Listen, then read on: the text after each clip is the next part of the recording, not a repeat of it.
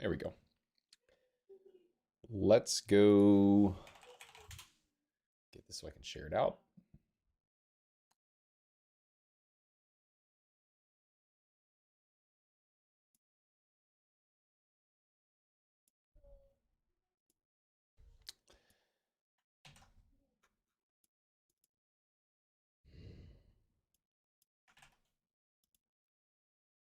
There we go. Let's go get this so I can share it out.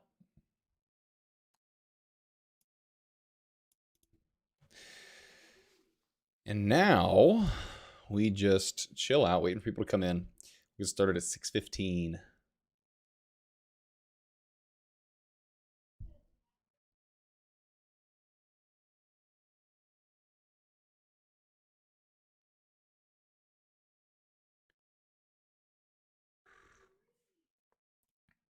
Oh no, I'm sipping into the mic. Not like this. We'll be okay. Hopefully people don't seem to be too confused by this. We'll see. I need to go reset my attendance. Or let's do this. I'm going to do a copy paste. Week 1.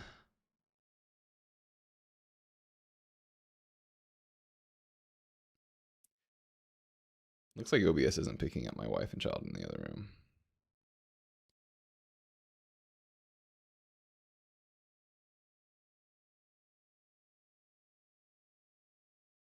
I need to change this to week 2. I'm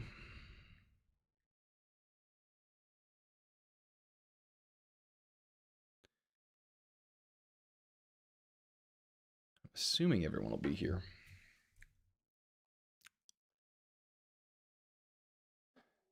I'm going to open up my email just in case.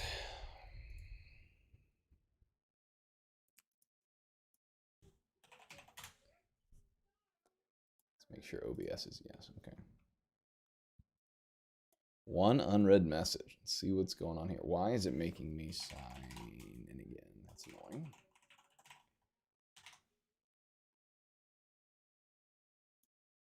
Enter password. I don't know that off the top of my head.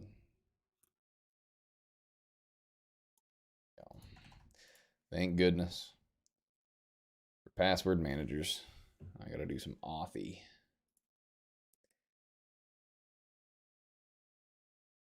Wrong authenticator.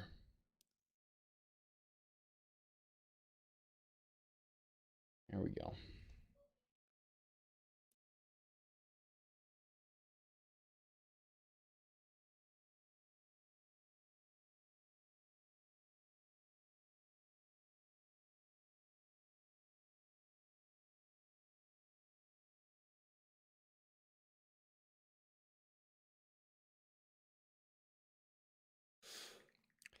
All right, let me pull up OBS, see if we have any more faces in here.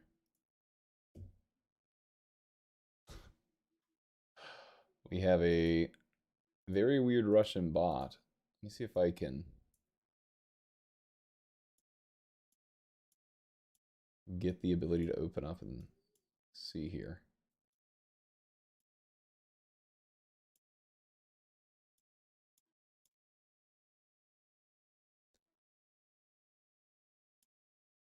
Okay. This chat functionality in OBS is almost good. Unfortunately, I can't see what I want to see here.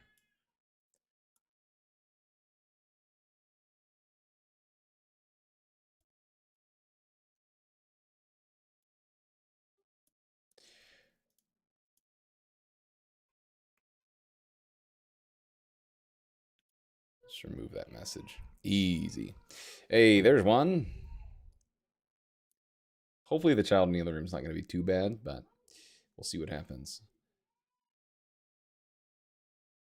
I need to go through and remove all the P's next to everyone's name because I am going to be taking attendance here. What are we at? We are at 6:08. That's not too bad. I have the gain down on my mic, so it's not picking up my son crying in the other room. We're good. we will take what we can get. And we have another one in here. It looks like you guys are using your Google accounts, so that's coming through perfectly. I may not have even had to do that. Very cool.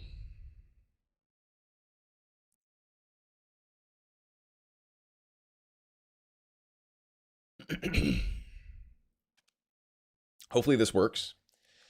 We'll see. I could pull up the slides, but I'm actually looking through them right now just to make sure that everything is the way I want it to be.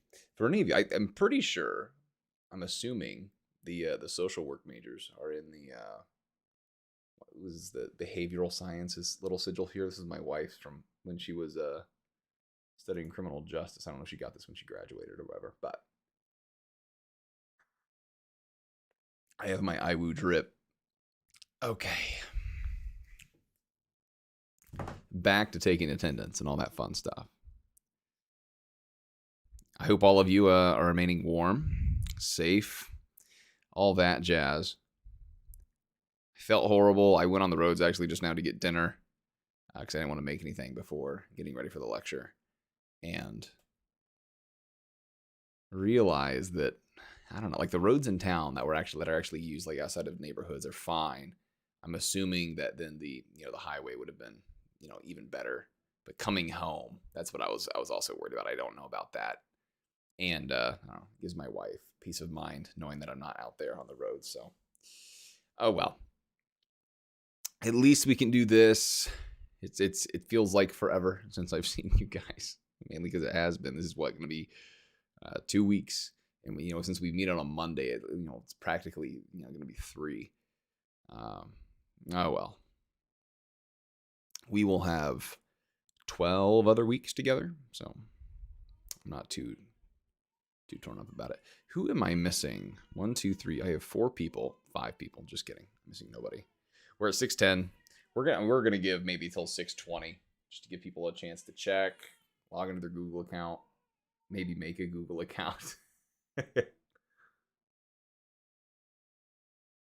trying so hard not to sip my coffee, but oh well.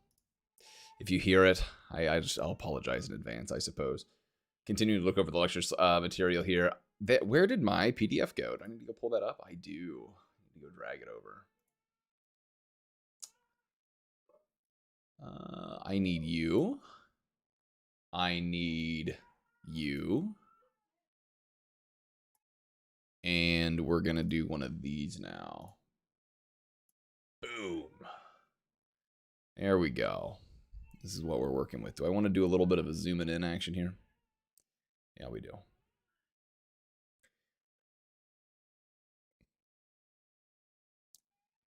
I'm also going to do something else on... I'll do that after. I need to make a note to do it after. I need to make a note to myself to post the assignment. I'm like very, very aware of my child crying in the background. I hope everything is not coming through. But if it is, I'm sure you understand. Post quiz 3. Okay. Those of you that have read chapter 2, you'll realize that it's really only covering one topic, which means tonight should go relatively quickly. Especially since we can't do some of the games that I typically do for this. So there are 2 games that I have that we would play that we we don't get to do it, right?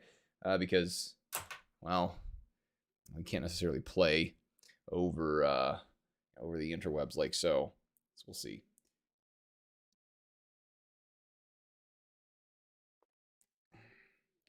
Another one joining in here.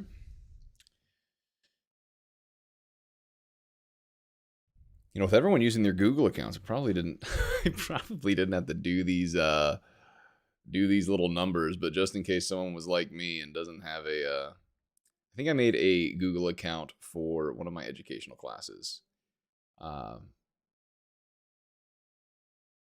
Only because she wanted us to have Google Drive, and that's when I discovered that the Office suite is for chumps or people that need, like I can't do everything that I need to do in Excel in Sheets. So at that point, not that I don't use Sheets, but if I need to do heavy lifting.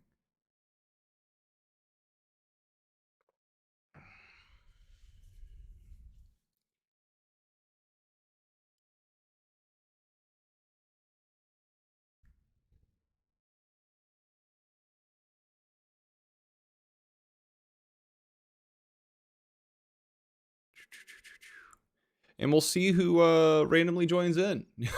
You know, I figured since we're online, may have strangers, but Google accounts, if you would like, can be anonymous. If you'd like to set that up. But let me actually do a little bit of, put something in Discord real quick.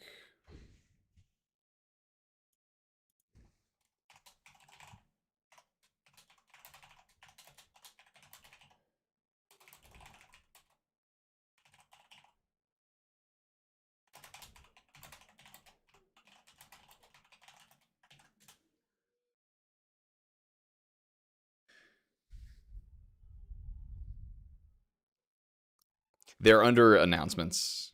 Yeah. Under announcement, there's the numbers, just so I can identify who's who in the event that there we go. There's another one. In the event that you have a anonymous Google account, like you should. I kid. I mean, I don't know. Mine, the one that I have that I made for that class is still an anonymous one. I try to maintain anonymity as much as I can online, but it is in the announcements. I'm actually going to pull. Where are you? I'll just go ahead and pull this up. And what do we got? I said I'd wait till 20. I'm going to commit to that. I'm going to put my lovely face back up as I review the slides here. And keep on taking attendance. Hey, there we go. There's another one. Thank you, number 3. Let's see. Did I miss number 6? I did. I got you now. Did I miss number 2? Doesn't look like it. Nope, I did. I did miss number 2. And we need, what would that be? 1, 2, 3, 4, 5, 6, 7, 8, 9. So number 10 and number 14. Did I miss those? Not quite. Oh, there's 14. Nice. It's going to be number 10. Okay. So we're still going to wait till 20. Just make sure. I'm actually, do I email that student now? I'm debating whether or not I email that student now. We're going to be doing a lot of reading today. We'll look at one economic model as kind of be our introduction to economic models and trying not to get too scared at graphs. I promise you. I promise you. I promise you they're okay. Let's see. Yep, so there's that game we can't play.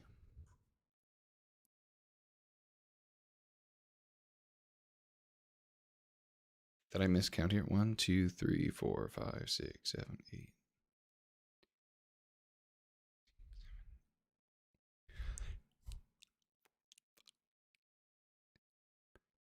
Yes. Number 10 is who I'm waiting on. Everyone else is good. 1 through 14 minus 10. We're all there. Hey, we win those. There's our last one. Let me lock my screen. Put my phone over here. I'm actually going to put this on. When this dings, so long as it's from my wife, I need to look at it. I want to be able to see my, normally when I go to lecture, I don't get to see my son before he gets put down to sleep. So, now talk about perks, huh? Being able to get the lecture from home. So, still got 3 minutes. If you guys need to go grab anything, go grab a drink. I'm getting my coffee in me so I can be as excited as possible. If you guys need to go and get ready for a marathon, go ahead and do that. We'll start at 20 here.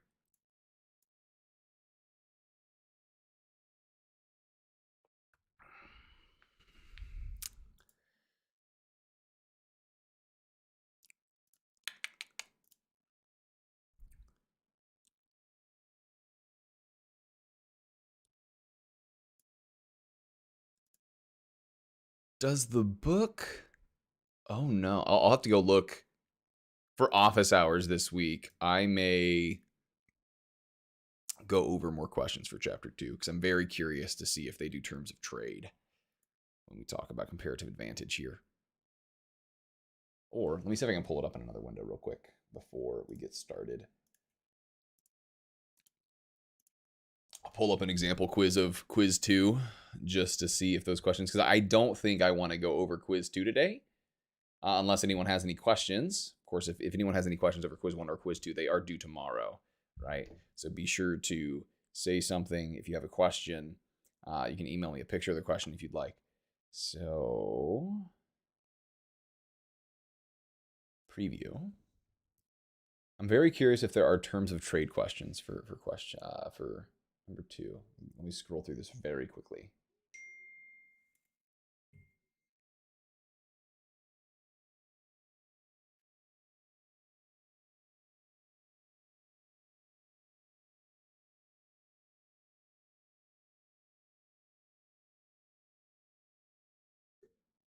There we go. That was the wife. Okay, but not the right reason, if you will. We got a minute left. Let's see. Okay, I do want to go over quiz 2, but not for the reason I thought, because there's a question related to opportunity cost with the model we're going to be looking at. Let's see here. All right, I don't see anything about terms of trade. So, gosh dang it, I just said I want to go over it, and then I close it out. Man. Oh, no. Okay. Let me scroll back down to that question.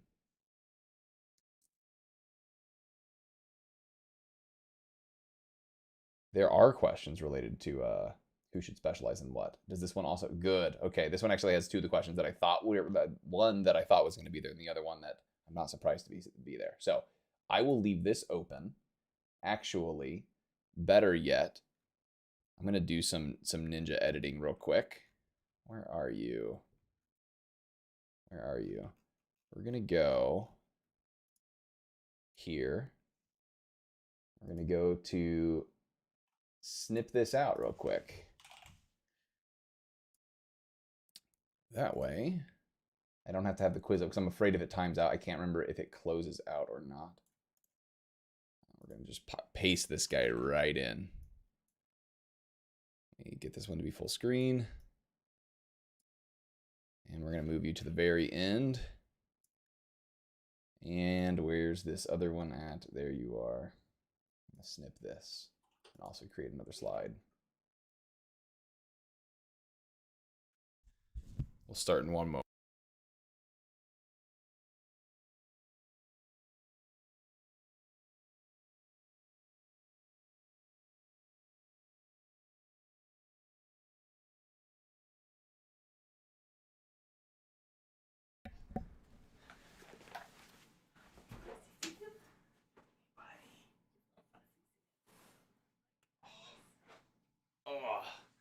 Okay.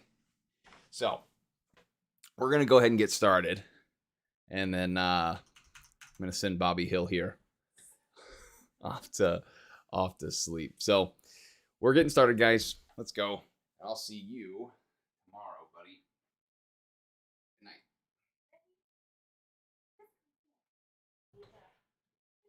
night. Alrighty. Also, whatever. I don't think we have any Russian students, so I'll just go ahead and remove that. And we can get started, folks. Sorry for the delay. I wanted to wait 5 more minutes, and then I told myself I'd wait 5 more minutes, so I was going to wait 5 more minutes. I will try my best to move the camera whenever we, I don't know, like if this ever gets in the way. I'll try my best to move it. I don't know.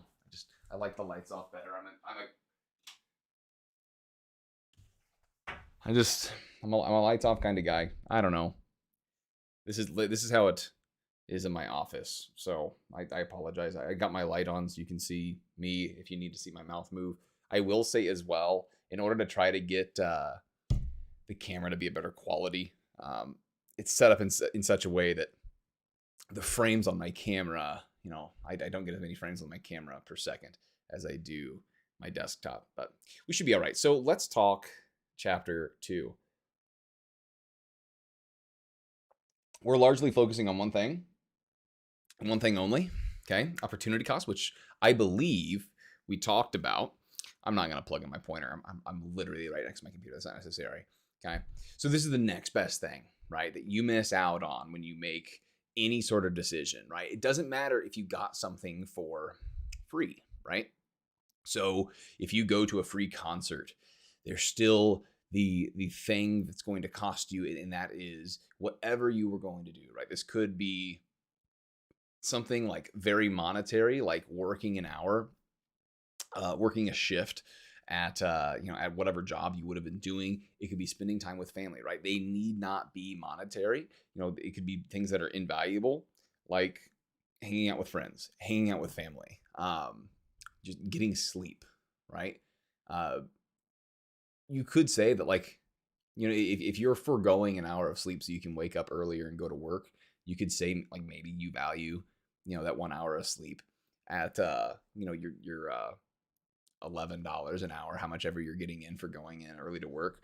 But they don't have to be monetary, right? Like, you could say, the opportunity cost of sleeping in, then, like, you choosing not to go in early to work, you sleeping, your opportunity cost is, that shift at work. You could also boil it down to it being the $11. Whatever the case is, I mean, it's the next best thing you're giving up on. It's not everything you're giving up on, right? Because when you wake up in the morning, you could be studying, you could be eating breakfast, you could be doing that early morning shift, but it's not going to be all three of those, right? Because with that hour of time, you would have only been doing one of those anyway, right? So it's the next best thing. It's the next best thing that ends up being our opportunity cost. So, just keep in mind here, as well as we're reviewing value. If you remember from the last lecture, value subjective, right? Which means that various people are going to value things differently. And the reason why this is because for all of us, the marginal costs and the marginal benefits of doing any particular action are different. There's also the case where not only are marginal costs and our marginal benefits different, but we value things differently, right? I mean, that's also very important, right? Even if the marginal cost of you coming to class, if we actually had it in class, even if the marginal cost was, you have to walk through, for all the way from one side of campus to the other, okay? Some of you are fine walking through the cold. Some of you aren't, right? So you would view that marginal cost differently.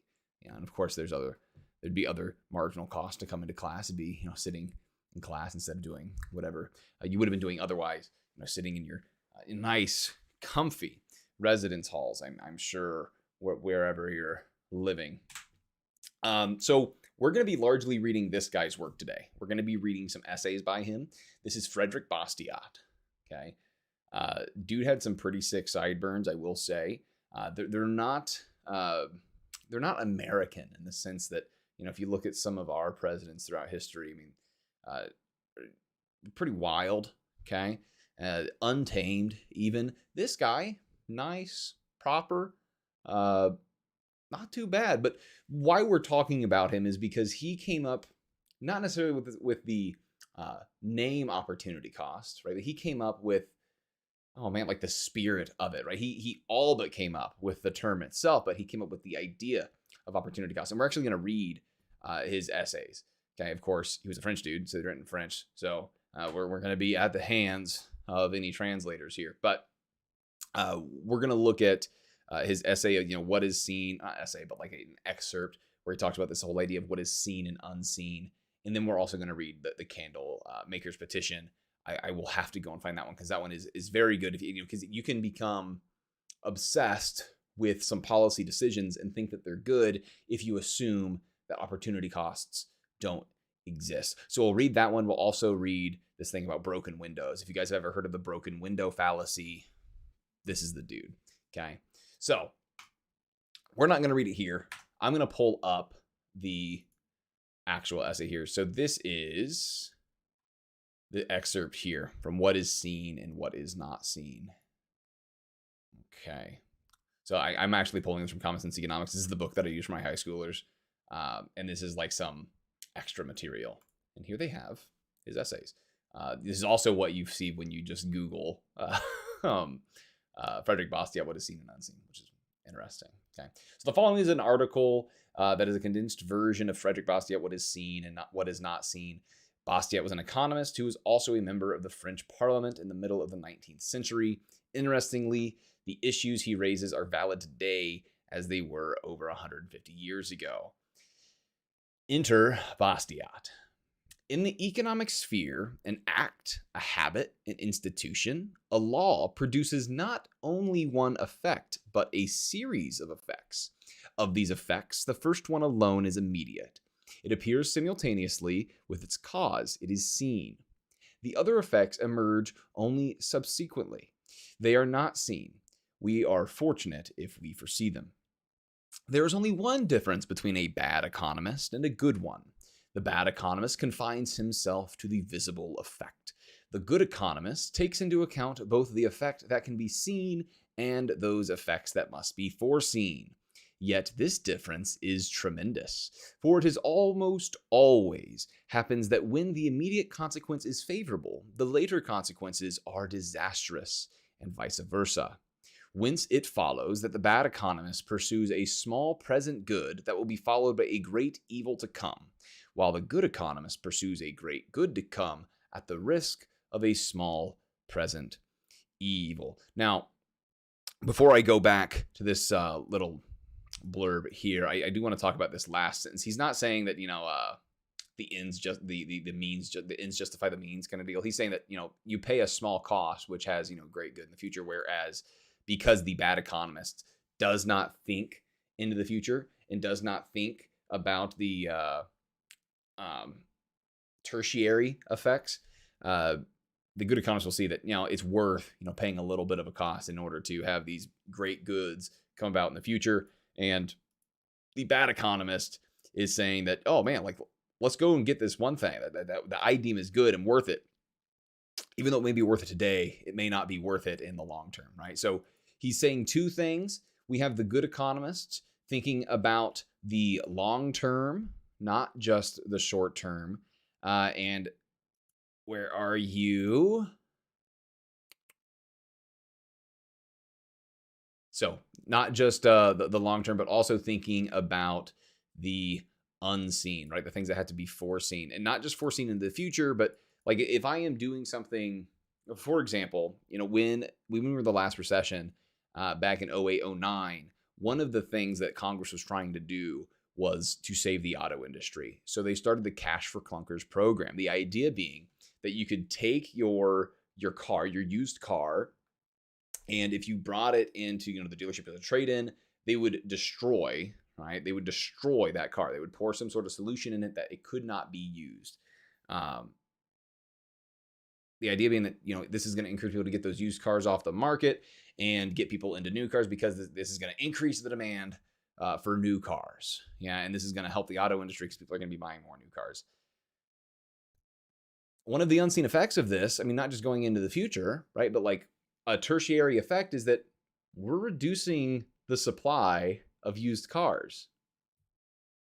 For a lot of folks, used cars are all they buy, right? So all we ended up doing was making these used cars more expensive for everyone. And if you look at the cheapest way to get that used car credit, like, the cheapest way to get a car that would be bricked in order to trade it in, buy a cheap used car, right, and then trade it in to get a new one, which meant that we were removing like the cheapest used cars from the market. So all we ended up doing really was making purchasing an automobile very, very expensive for poor people, right? And then at the end of the day, right, talk about thinking long term. When people are buying cars, these are long term purchases. So this didn't really increase the amount of cars that were bought. When they enacted this program, it did increase automobile sales, but in the following months, they just saw that, because people had purchased them the month before, you don't need a car again, right? So they really just stole demand from the future months. So while it was higher in one month, it was, lower than it would have otherwise been in the future months. So this is why we need to think about not just the effects on who you're intending to affect, right? But also the effects on those that are kind of like that tertiary area, those on the margin, right? And we need to not just think about the effects of something now, but the effects of something going into the future. This kind of reminds me of when we were talking about perverse incentives, right? Where governments all throughout history, even, I will say in the private sector, right, we offer each other incentives all the time. I mean, me paying the dude for a sandwich at a store, I mean, that's an incentive. Like the reason why they produce is to earn that profit, right? So I mean, we offer incentives all the time. It's just whether or not those incentives align well. Like, most of the time, prices enable us to do so. More on that later, but these incentives can be perverse, right? So whether you are a policy creator, or you're a congressman, or you're someone that's managing any sort of business, you need to be aware of these incentive schemes, right? I mean, we also talked about this, teachers especially be aware of these, right? I mean, I know myself, there was a class, it was an English class of mine, and while I was at university, and they took attendance like first thing in the morning, right? So I woke up late once. Was it 7:45, 6:45? I think it's a 7:45 class. I think those are the earliest classes. I can't remember, but I woke up late, and it was like 15 minutes late. And I was like, I knew I already missed attendance, but instead of like getting 45 minutes of class, I think it may have been a Tuesday, Thursday class too, so it would have been way more than that. Instead of getting, only missing a little bit of class, I wasn't going to get credit for being there anyways, so I just didn't go, right? So you got to make sure that you have the correct incentive scheme set up, and you also have to like be humble and really like. We live in a world. This is a Thomas Sowell quote, that there are no solutions. There's only trade-offs. You're not going to have this perfect solution, even with what we're doing today with having the numbers, come out. I know that you can just be, keeping an attentive ear and then just be typing in the number whenever. So there's not going to be a perfect solution. I mean, ultimately, I'd like you guys to just be here to learn about economics because you're really interested, right? But I don't know, like I know there were things that I wasn't interested in when I was at university, so I'm just going to try my best to provide content that you guys actually want to be here and watch and enjoy. So let's go ahead and read the story about James Goodfellow and his broken window. Okay, so this is why we got to think about the unseen. Okay, because the seen, man, is that good if you're a politician to run on. It's the unseen that you don't have to worry about because, well, I mean, it's unseen. Okay, so let's give this a read. Have you ever been witness to the fury of that solid citizen James Goodfellow when his incorrigible son has happened to break a pane of glass? If you have been present at this spectacle, certainly you must also have observed that the onlookers, even if there are as many as 30 of them, seem with one accord to offer the unfortunate owner the self-same consolation. It's an ill wind that blows nobody some good. Such accidents keep industry going. Everyone has to make a living. What would become of the glaziers if no one ever broke a window, right? So they're saying, hey, it's rough, but someone has to keep these glass repairmen in business, right? So it's a good thing that James Goodfellow's son broke this window. Going on here. Now, this formula of condolence contains a whole theory that is a good idea for us to expose. This is some French stuff right here. Fragrant delicto in this no, we can't. Hold on. This isn't a weird. This isn't a real word. This is the very act of committing a misdeed. Hey, look at that. We learn something new every day. Okay. Fragrant delicto. Is that the correct pronunciation? Let's see here. In flagranti delicto. Oh, well, hey.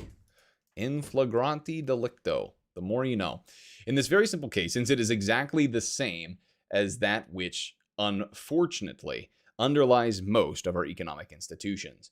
Suppose that it will cost 6 francs to repair the damage. If you mean that the accident gives 6 francs worth of encouragement to the aforesaid industry, I agree. I do not contest it in any way. Your reasoning is correct. The glazier will come, do his job, receive 6 francs, congratulate himself, and bless in his heart the careless child. That is what is seen. So, the window's broken. Yes, like, there is a winning party here. I mean, the glazier is coming out ahead, right?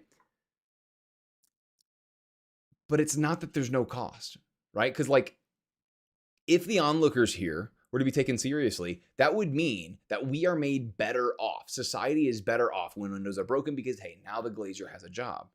Okay? We're not contesting that the glazier is made better off by this. Okay? Also, I love the satire that Bastiat's up to here. The glazier will come to his job, receive 6 francs, congratulate himself, and bless in his heart the careless child. Okay. But if, by way of deduction, you conclude, as happens only too often, that it is good to break windows, that it helps to circulate money, that it results in encouraging industry in general, I am obliged to cry out, that will never do. Your theory stops at what is seen. It does not take account of what is not seen. It is not seen that since our citizen has spent 6 francs for one thing, he will not be able to spend them for another. It is not seen that if he had not had a window pane to replace, he would have replaced, for example, his worn-out shoes or added another book to his library. In brief, he would have put his 6 francs to some use or other for which he will not have them now. Talk about an opportunity cost, right? Instead of repairing the window, right, the next best thing he would have done, maybe getting a new book for his library, maybe getting himself a new pair of shoes. And of course, in those other 2 examples, those francs, dollars, whatever currency, is still employing somebody. Okay. And in this case, I mean, the window, that production, that productivity, it's productivity. No doubts about it. But that productivity is getting us back to where we were. It's not getting us any further ahead. That's not production in the sense of us growing the economy per se. It's productivity in the sense of us getting us back to where we were, right? And the reason why we live like kings and queens compared to John D. Rockefeller is not because we've continuously got back to where we were last year. It's because we are getting further ahead of where we were last year, a decade ago, a century ago, right? Okay. Now, let us next consider the industry in general. The window having been broken, the glass industry gets 6 francs worth of encouragement. That is what is seen. If the window had not been broken, the shoe industry or some other would have received 6 francs worth of encouragement. That is what is not seen. Whenever you see not seen, think opportunity cost, right? That is what is not seen. And if we were to take into consideration what is not seen because it is a negative factor, as well as what is seen because it is a positive factor, we should understand that there is no benefit to industry in general or to a national employment as a whole, whether windows are broken or not broken. Because we are employing the glazier, we are not employing a cobbler or a bookseller?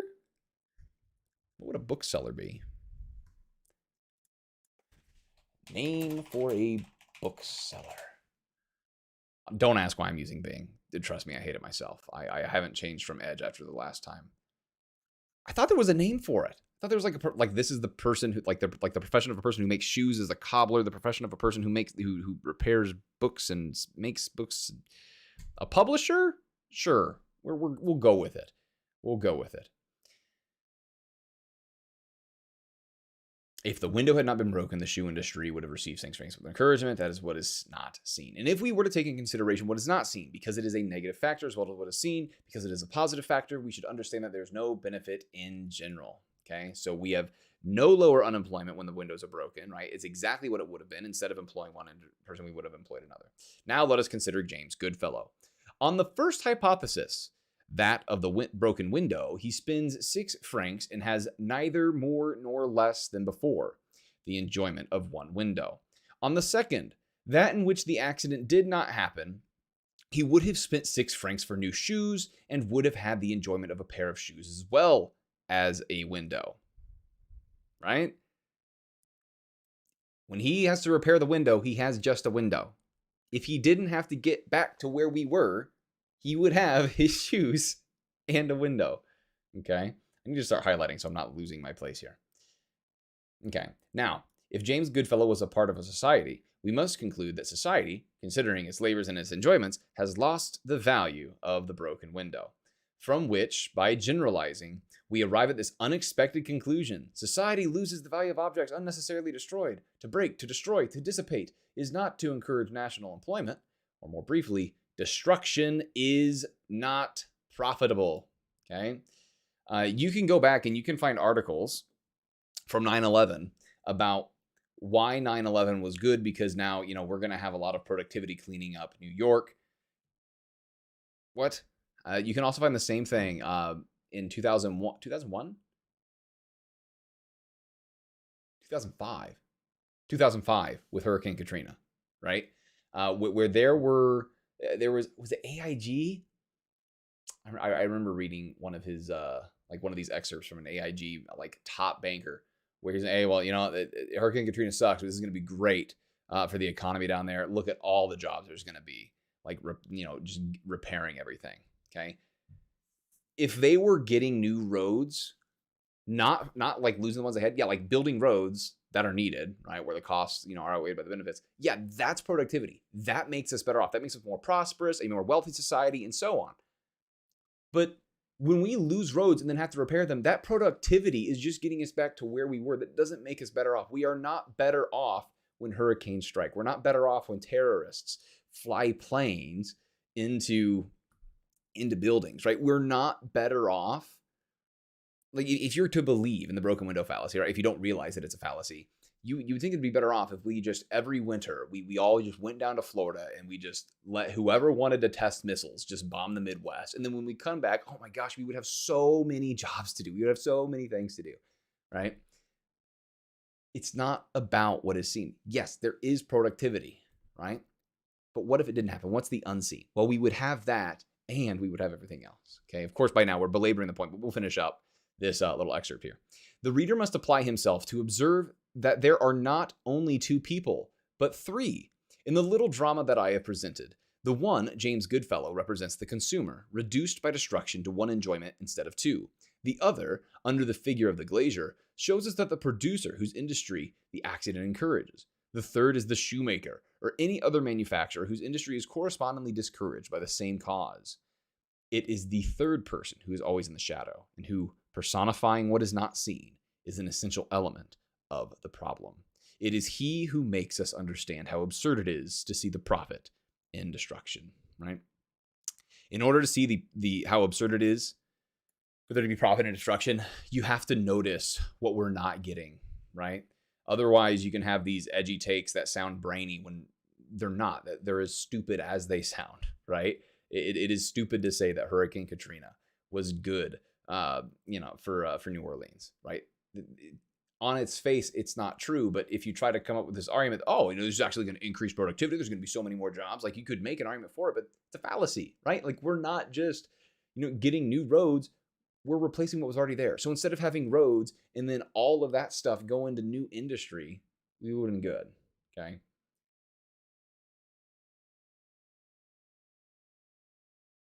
So give me one moment and we will continue on.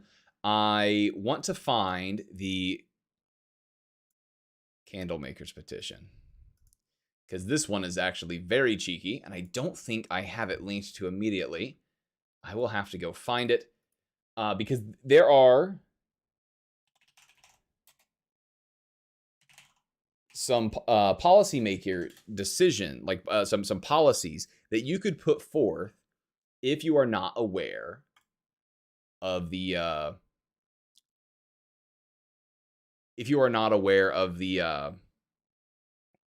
broken window fallacy. What I do want to say real quick. Now, I don't necessarily want to get too political, but this is a current event, so it fits, right? So typically I wouldn't do this, but because it's a current event, it fits. I will go ahead and talk about it. The Green New Deal, right? Could someone just go ahead and write in chat like when you hear politicians talking about why the Green New Deal is going to be so good? It's not necessarily like one of the reasons, of course, is that it's green, it'll help the environment, but there's another reason that it's going to. The politicians will say that this is going to bring blank to your neighborhood. Does anyone have an idea of what I'm getting at here?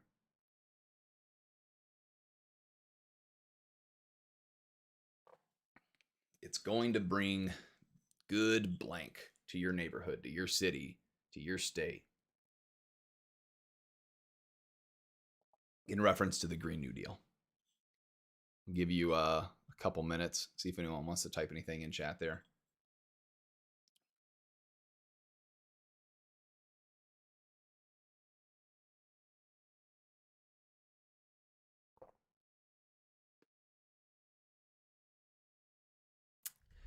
Maybe we sit here in silence. Beats me. I mean, just go for it too. I mean, it's not going to hurt to type a word in the chat.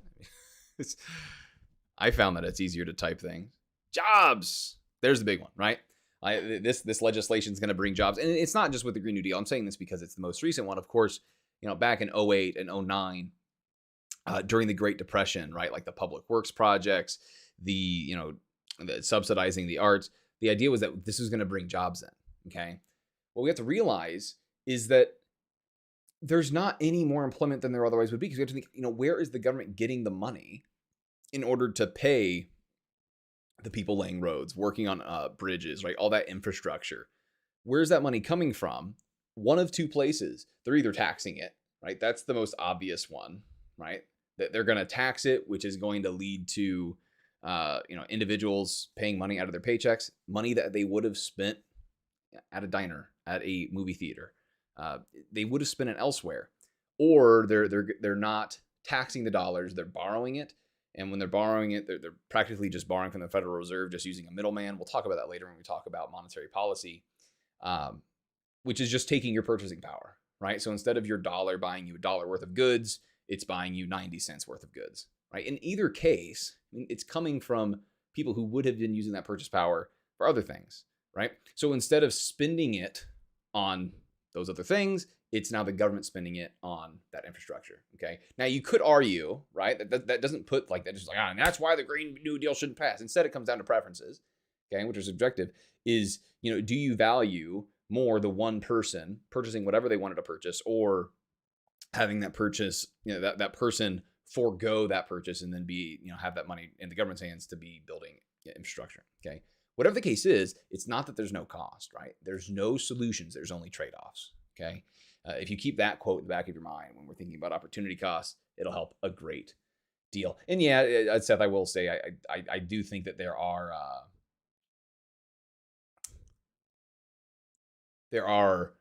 some economists like Janet Yellen. She was the old Federal Reserve chair, where the idea is that if we have this infrastructure spending, this is going to make the supply chain much more manageable, because the idea is that if we invest in the infrastructure, in the same way that if we get better roads, make transporting goods cheaper. So if we have this infrastructure spending, it should bring down prices because we're bringing down the cost of transportation. That's where we would have to get into a completely disconnected conversation. I'm not sure if that's where you're going. So I'm not going to get into it, as well as the fact that I want to make sure that we can get into everything that we want to get into. So this is the Candlemaker's Petition. It is very short. I say very, like you just scrolled for like a mile, dude. Okay. So this is from the manufacturers of candles, tapers, lanterns, sticks, street lamps, snuffers, and extinguishers, and from producers of tallow, oil, resin, alcohol, and generally of everything connected with lighting. To the honorable members of the Chamber of Deputies. So this is these individuals, the people in these trades, writing to their legislators. Gentlemen, you are on the right track. You reject abstract theories and have little regard for abundance and low prices. You concern yourselves mainly with the fate of the producer. You wish to free him from foreign competition, that is, to reserve the domestic market for domestic industry. We call this protectionism, right? Favoring production in your own nation. Okay, we won't talk too much about protectionism. We'll talk about it a little bit today, but we won't talk about why it gets enacted until later. But just to put a name on it, we come to offer you a wonderful opportunity for your, what shall we call it, your theory. No, nothing is more deceptive than theory. Your doctrine, your system, your principle. But you dislike doctrines. You have a horror of systems. As for principles, you deny that there are any in political economy. Therefore, we shall call it your practice. Your practice without theory and without principle. We are suffering from the ruinous competition of a rival who apparently works under the conditions so far superior to our own for the production of light that he is flooding the domestic market with it at an incredibly low price. For the moment he appears, our sales cease, and all the consumers turn to him, and a branch of the French industry whose ramifications are innumerable is all at once reduced to complete stagnation. This rival, which is none other than the sun, is waging war on us so mercilessly. We suspect he is being stirred up against us by a perfidious Albion, particularly because he has for that haughty island a respect which he does not show for us. So we're going to stop there. I just wanted to show this satirical intro here, right? Where people will say that we need to not have free trade because other nations, because their costs of producing it are so much lower than us, that the domestic market just can't keep up, right? And we'll talk about what that means, for the people, that are not in that foreign nation, the people that are producing things here, what that means for us. But there's an argument that, well, if we don't trade with that nation, well, we'll have those jobs here still, right? And of course, if we do that, we will still have those jobs, but now we're just producing something, that is super expensive for us to produce, where if we produce something else and traded for it, we could get it much cheaper, right? But then you would say, oh, we would lose the candle maker jobs, right? But of course, we would be much better off because, of course, those candle makers could be trained to be able to produce something else. So just, so tongue-in-cheek, Bastiat saying that, writing this letter where the candle makers are wanting to, essentially throughout this letter, he's asking the legislators to, board up people's windows and make it so that they have to buy candles during the day because, hey, that would help the domestic industry, right? That would increase the amount of candles they'd have to make, and things would be great. In the same way that if we ban trade from overseas, hey, like we don't get the cheap goods anymore. Hey, look at that. We got to make everything here, right? The way I like to think about it is when it comes to oxygen, dude, that stuff is free, right? Think about how many more jobs we would have if we had to work and toil in order to produce oxygen. Way more people would have just, jobs that they knew how to do, right? I don't have no clue how to produce oxygen, right? But if we had to do it, we would have way more employment per se. So says this. Okay, I think we'd have the same employment, just we would be making oxygen instead of making this amazing technology that we have, right? So we would not be better just because we have one more thing that we have to do, one more thing that we have to have a job for, right?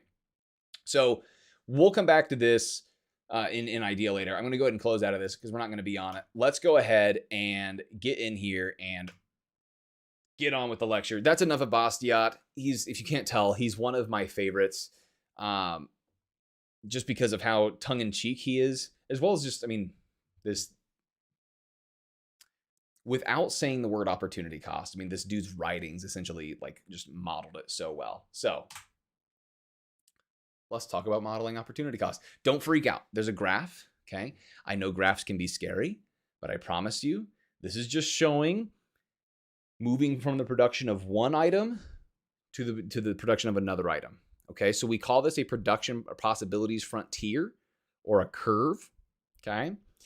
And due to the law of increasing costs, okay, the opportunity cost will increase as you move from the production of one good to another good. So this could be for you, this could be for whole economies, right? So here, what we have is your grade in economics, okay, on this axis, and we have your grade in English. Do I have my pointer? I do. There we go. Okay. We have your grade in economics and your grade in English. Okay. Now here's the deal. You only have so many hours in a day.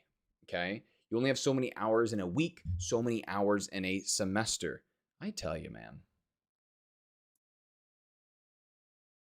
I need to get if I ever do this again, I'm definitely going to have a person come in and, be a moderator for these just fantastic messages these bots decide are a great time to populate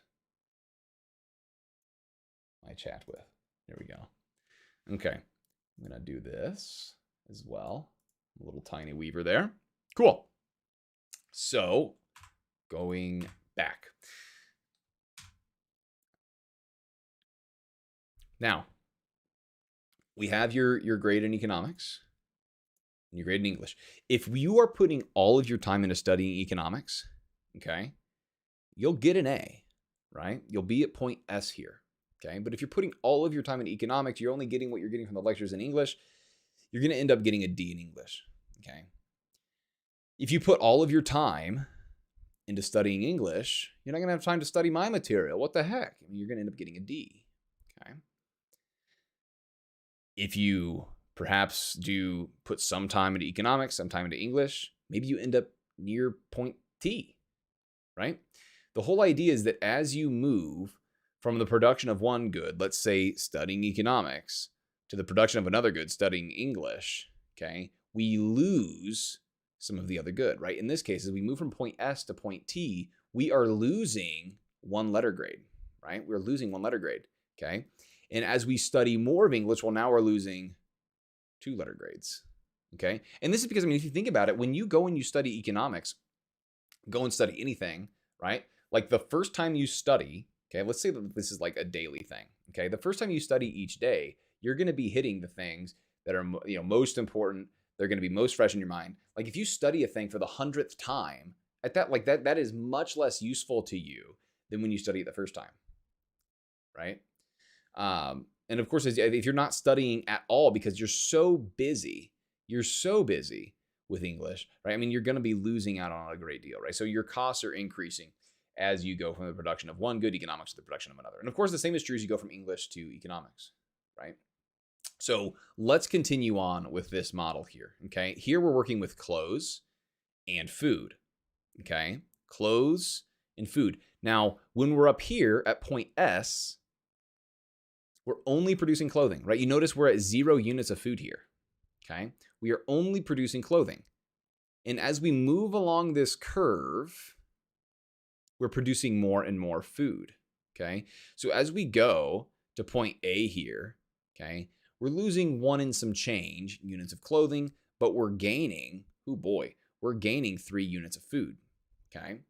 As we go to point B, we're losing a unit of clothing, gaining a unit of food.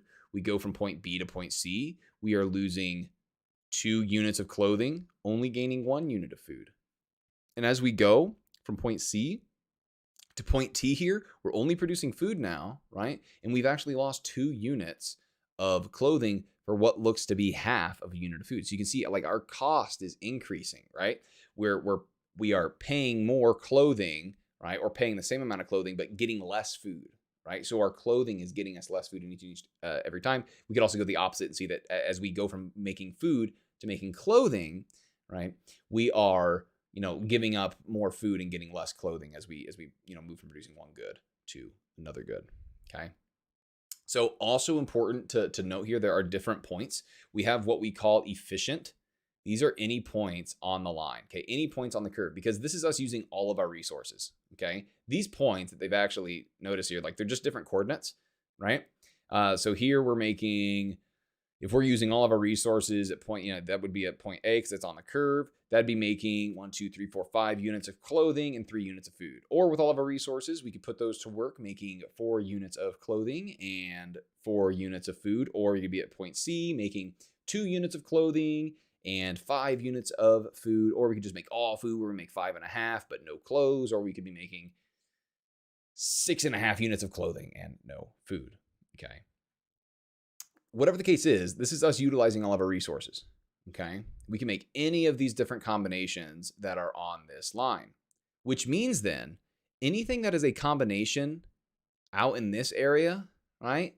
Anything out in this area, we cannot produce, right? Like for point E here, we can't produce, 4 units of clothing, because if we're producing 4 units of clothing, we can only have enough resources left over to produce, what looks to be 4 units of food. Right? We can't be out here producing, my goodness, 6 units of food when we're producing 4 units of clothing, right? That's impossible. We don't have the resources to do that, okay? And of course, point D, if we're just here, making 4 units of clothing and only 2 units of food, well, we have resources that we're just letting sit idle, right? Because when we're making 4 units of clothing, we could be making 4 units of food, right? So we are not utilizing all of our resources. This is not a good use, and we're underutilizing them. This is all of this in here, right below this line. Okay, all of this is just inefficient. We are wasting resources. Talk about an opportunity cost, right? Talk about an opportunity cost. I should say this as well. Okay, the production possibilities frontier, it also models opportunity cost. We can see here as we go from making 5 units of clothing to making 4, our opportunity cost of gaining this food is that 1 unit of clothing, right? We gain 1 food the opportunity cost of that one food is the 1 unit of clothing. Well, what's our opportunity cost of moving from B to C? Well, we gain one food, but now our opportunity cost is 2 clothing. You can see again, our cost is increasing the more that we go from producing one good to another good. And I should say as well, the reason why this cost increase is because, again, when it comes to making food, when we start making, like when we give up clothing to make food, right? At first, we're going to do the things that are the, most easily, most efficient ways of making food, right? Which means that the next time we go to make food, right, we're already using this most easiest way to make food. So now we're going to have to use one that's a little bit harder and a little bit harder and a little bit harder, right? Your costs are going to increase as the least costly ways are already being done, okay? Do I have this? Here we go, okay? So just like the American frontier, this is how I like to think about it, right? In the same way that the American frontier has moved as history has gone on, right? At first, we have the colonists that they come over, they settle the East Coast, and at this point, the American frontier is like just across, Appalachia, right? And then we start settling, those territories around the Great Lakes, and now the frontier is, more Middle America. Eventually, we get to the end where the frontier is, the West Coast, right? And then we get to where the frontier is the final frontier, and we're just launching stuff into space because, that's fun, right? So the frontier can move. So if we look at this here, like clothing and food, look at, like, if you were to, just think in your mind about all the clothing and food that we can make, right? Like planet Earth's production possibility frontier for clothing and food, right? When we think about this, think about it today, where it's at. Think about how much clothing there is, how much food there is, and then think about 100 years ago. Like, the amount of food and clothing that we can make is way more today than it was 100 years ago, right? If we go here, okay, this is how much we can be producing this decade, right? I imagine when it comes to investment goods, these are going to be goods that we that we purchase that are going to be producing more into the future, and these are going to be consumption goods, like buying a mug or buying a phone or a computer or a laptop, right? So long as trends keep on going, so long as we keep on trading, which we'll talk about here in a minute, and channeling our productivity into things that are going to enable us to have more in the future, we're going to be living in a world in which there's more investment goods going into the future, in a world in which there are more consumption goods in the future, right? And certainly if you compare today with 100 years ago, I mean, we have way more machinery, way more capital today than we did 100 years ago. We also have way more consumption goods than we did 100 years ago. Okay, so as far as what leads to this, right? What leads to this is technological innovation and trade, as well as the one thing I don't want to spoil just yet. Okay, but what we notice here is that what is efficient today used to be impossible, right? And as a matter of fact, what used to be efficient back in the 1950s, we would be greatly underutilizing our resources if we were producing at that same rate as we were in the 1950s, right? So the frontier can move, okay? So we can get this frontier to move out. We can get to the point where we have more production, right? More production possibilities if we are I have more resources / investment kind of together here. And why that is because investment in capital goods lets us get more out of the same amount of resources. Okay. Think about a barrel of oil in the 90s and how much use we could get out of that barrel of oil in the 90s. Okay. And then think about how fuel efficient cars are today and how much use we can get out of those fuel efficient, and how much we can get out of that barrel of oil with fuel efficient cars now. Right? Like, because of investment in capital goods, because of investment in man-made resources, we are able to get more out of the same amount of resources, right? So, which just makes it so that it's almost as if we just have more resources. Of course, we could discover more resources as well, right? Getting access to more resources can increase your production possibilities as well. We also have invention and innovation. Okay. These are how we get this whole investment thing, right? Because of inventions and innovations, because of new technology in cars, we're able to stretch that gas further. And you could apply this to lots of different industries outside of the auto industry, right? I mean, just look at how much phone you get for your money, okay? I mean, today, you can get a iPhone, not like the flagship phone, right? Not the flagship phone, but you can get a good iPhone, new, from the store, that is cheaper than the Motorola Razr. For those of you that don't remember the Motorola Razr,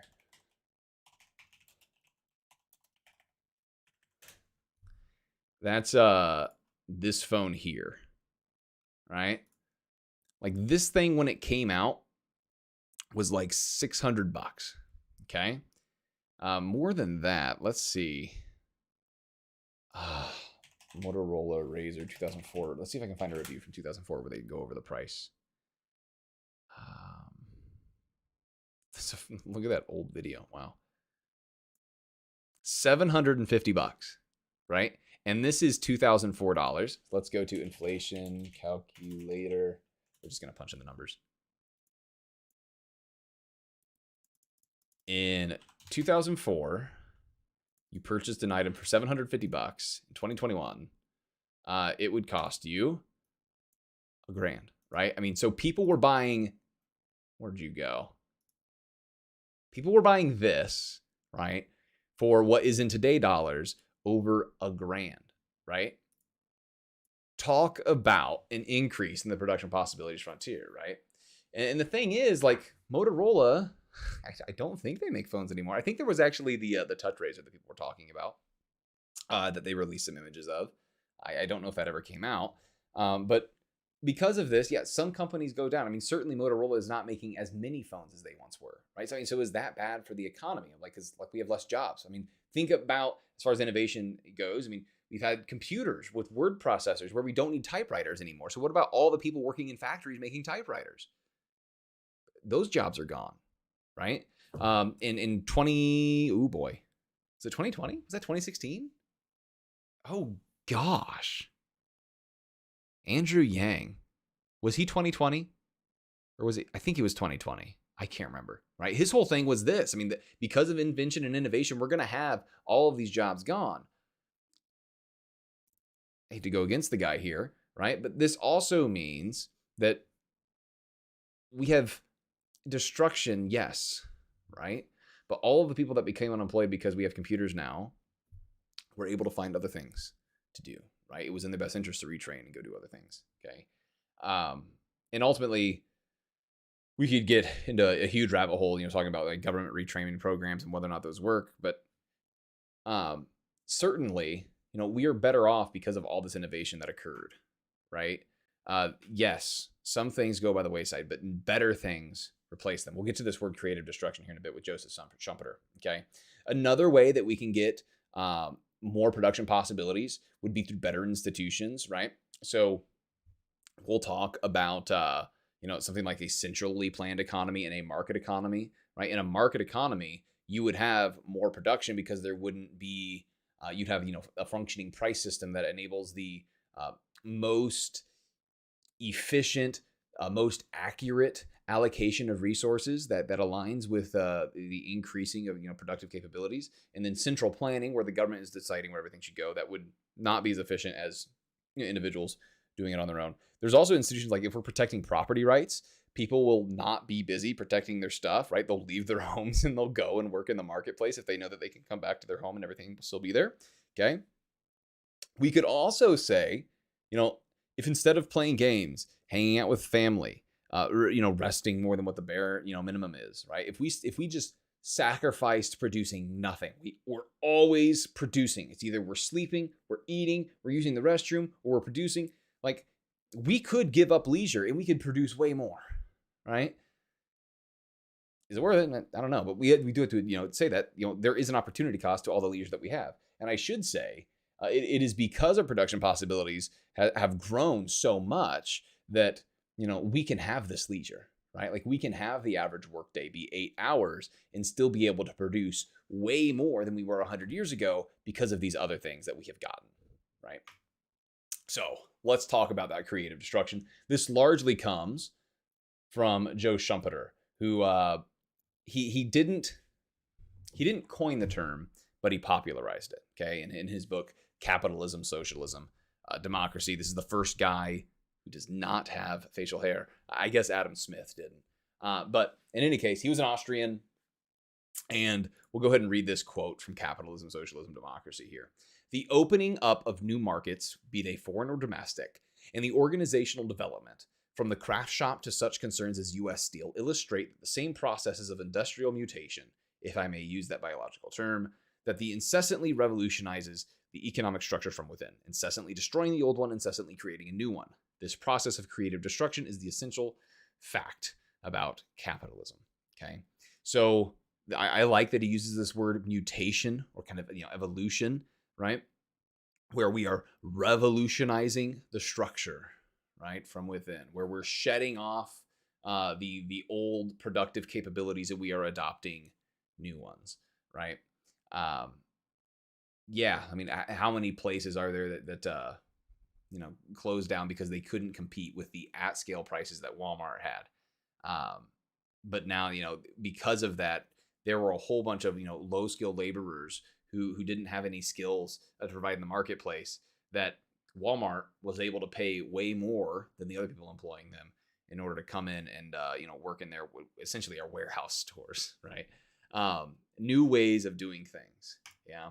Another great example would be during the Industrial Revolution, where people are going from being farmers, where we don't need 10 farmers in a field with a scythe anymore because now we have McCormick's Reaper. This freed up all of this labor to then be used in factories, right? And of course today,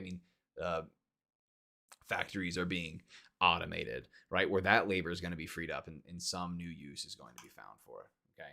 So we have our creative destruction, right? Growing our productive capabilities, right? And we can see that on this production possibilities curve that we can also kind of visualize opportunity cost, sticking with our theme today.